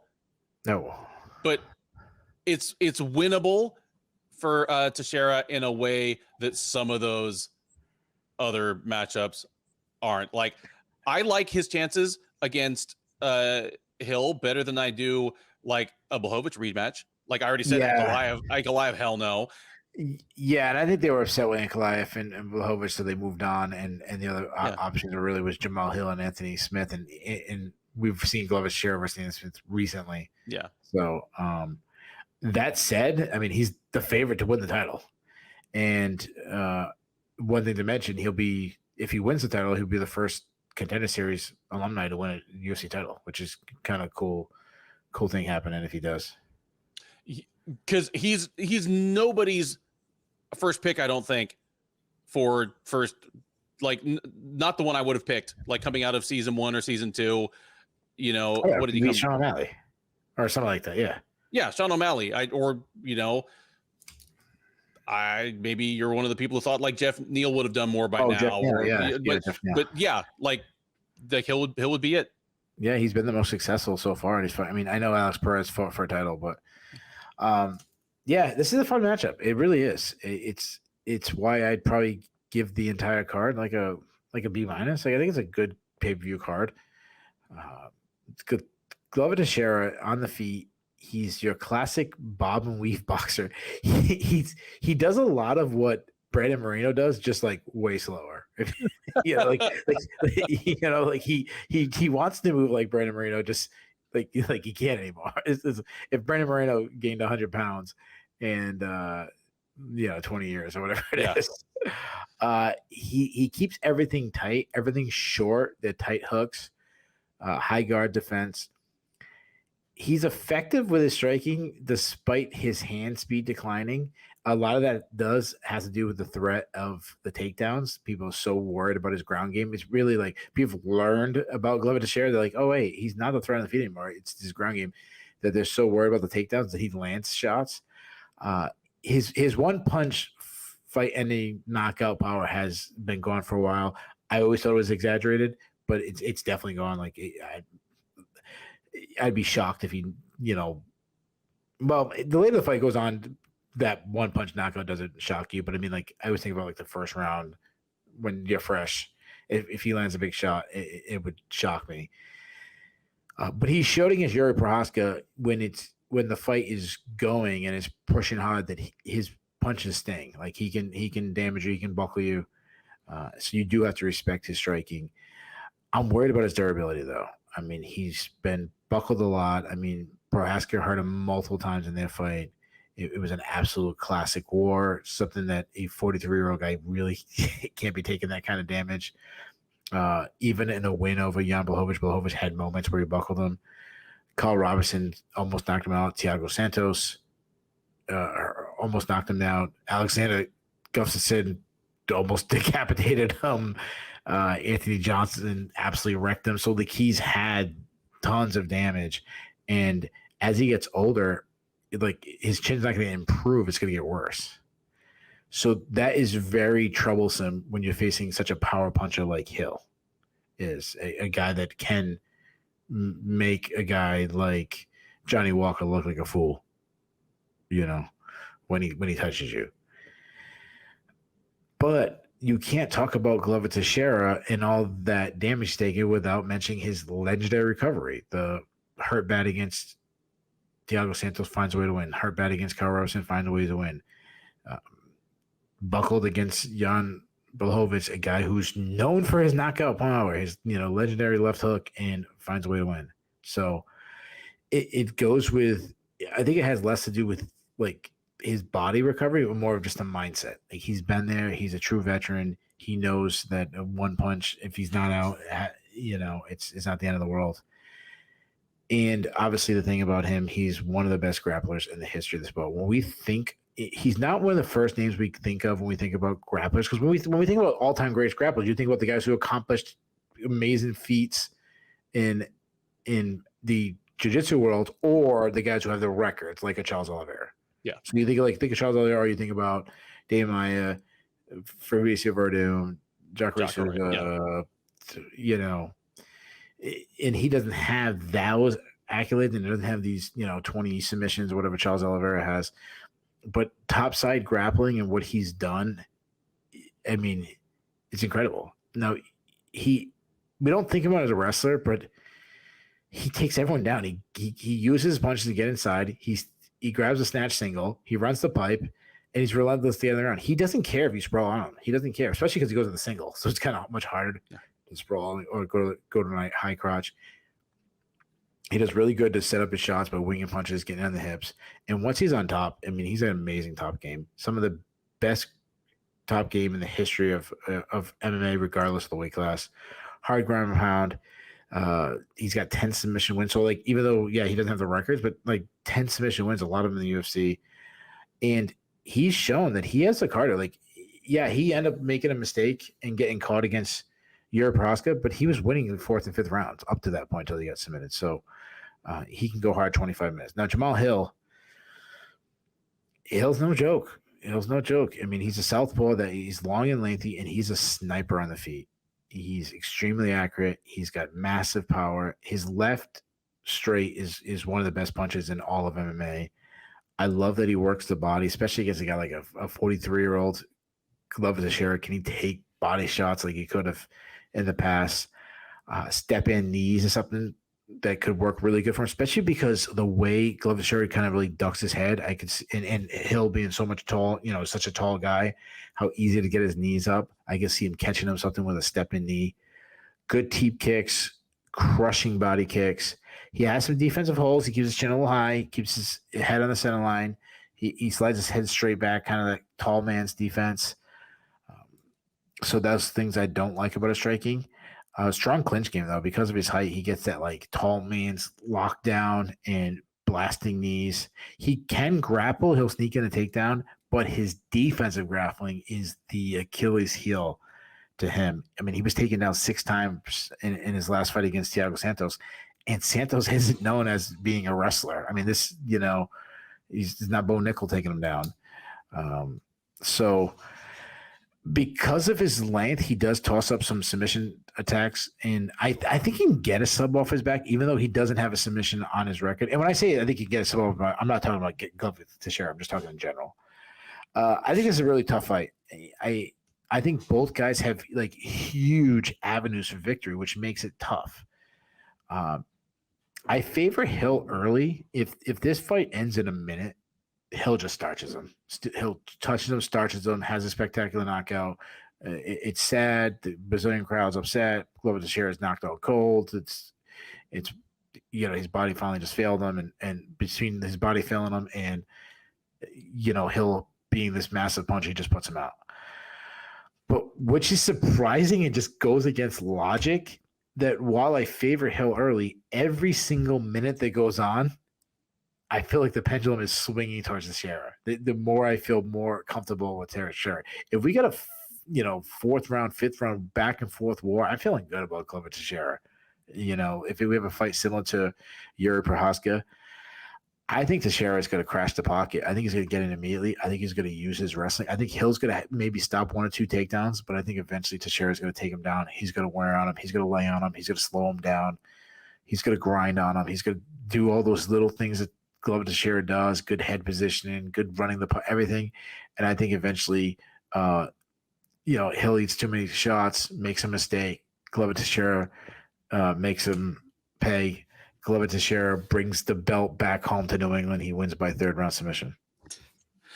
I hope you're right. Like I would love nothing better than to be wrong on the recap and like eat a bunch of crow, over this, but I am going the other way here. And I see the dynamic exactly the same as you do.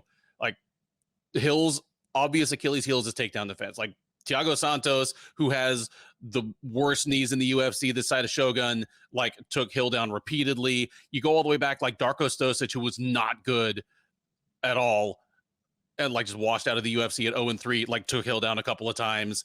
But I mean, Hill's the hardest hitter that Glover Teixeira has faced since Anthony Johnson. Like, he has one punch knockouts in two of his last three fights. Like, absolutely. Like, he lamped Johnny Walker with a single shot. Like, legendary the one against Jim Crute, I mean, it's listed as punches rather than punch because he managed to get in another shot before the ref got in there, but it was one and done as well.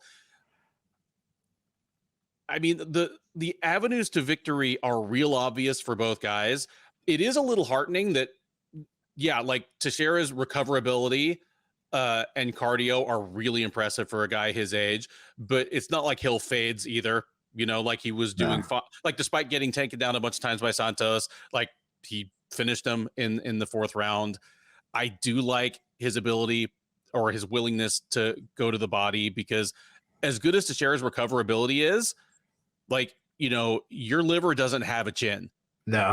You know, like, when you're dealing with a fighter with a great chin or great recoverability, like, sometimes the body is the Achilles heel. Like, there for a long time, that was the only way to stop, you know, Donald Cerrone or Matt Brown.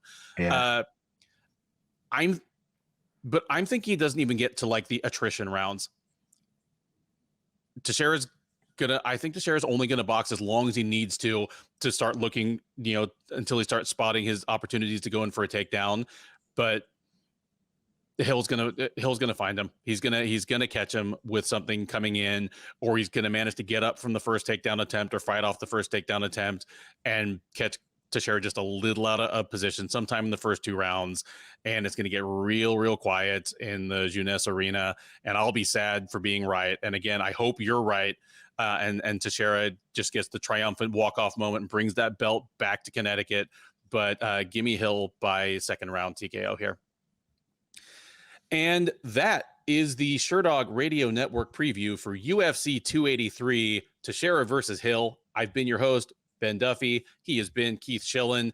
If this is your first time watching or listening to one of our previews, first of all, thank you. We hope you enjoyed it. We do our best to bring the best blend of in-depth analysis, bold predictions, and occasional side conversation goofiness as you'll find anywhere in this industry. This one was actually a little shorter on the goofiness than some others, mostly because we're recording a couple days later than usual, and it's a 15-fight card, and, you know, you approach a marathon differently than a sprint. But, you know, please do like, subscribe, drop us a comment in the comment section if you're on YouTube. Keith and I both man those comment sections, and we're both good about replying. You know, if you've got a hot take on these fights, if you got a bold prediction, if you think one of these plus 400, plus 500, plus 750 underdogs is going to cash, you know, put your dignity on the line, and we'll definitely give you props if you turn out right. But most importantly, join us for the recap. We are live about 15 minutes after the main event on the Sherdog YouTube page, where Keith takes the captain's chair, and we will talk about all 15 of these fights in reverse order, starting from the headliner all the way down to that bantamweight curtain jerker. We will talk about what was good, what was bad, what was surprising, what was controversial. Hopefully nothing controversial in the top two fights, you know, just knock on wood. But the comment section, the live chat is wide open during that entire recap. So we are taking your questions, your comments, your hot takes in real time, just answering your questions on air.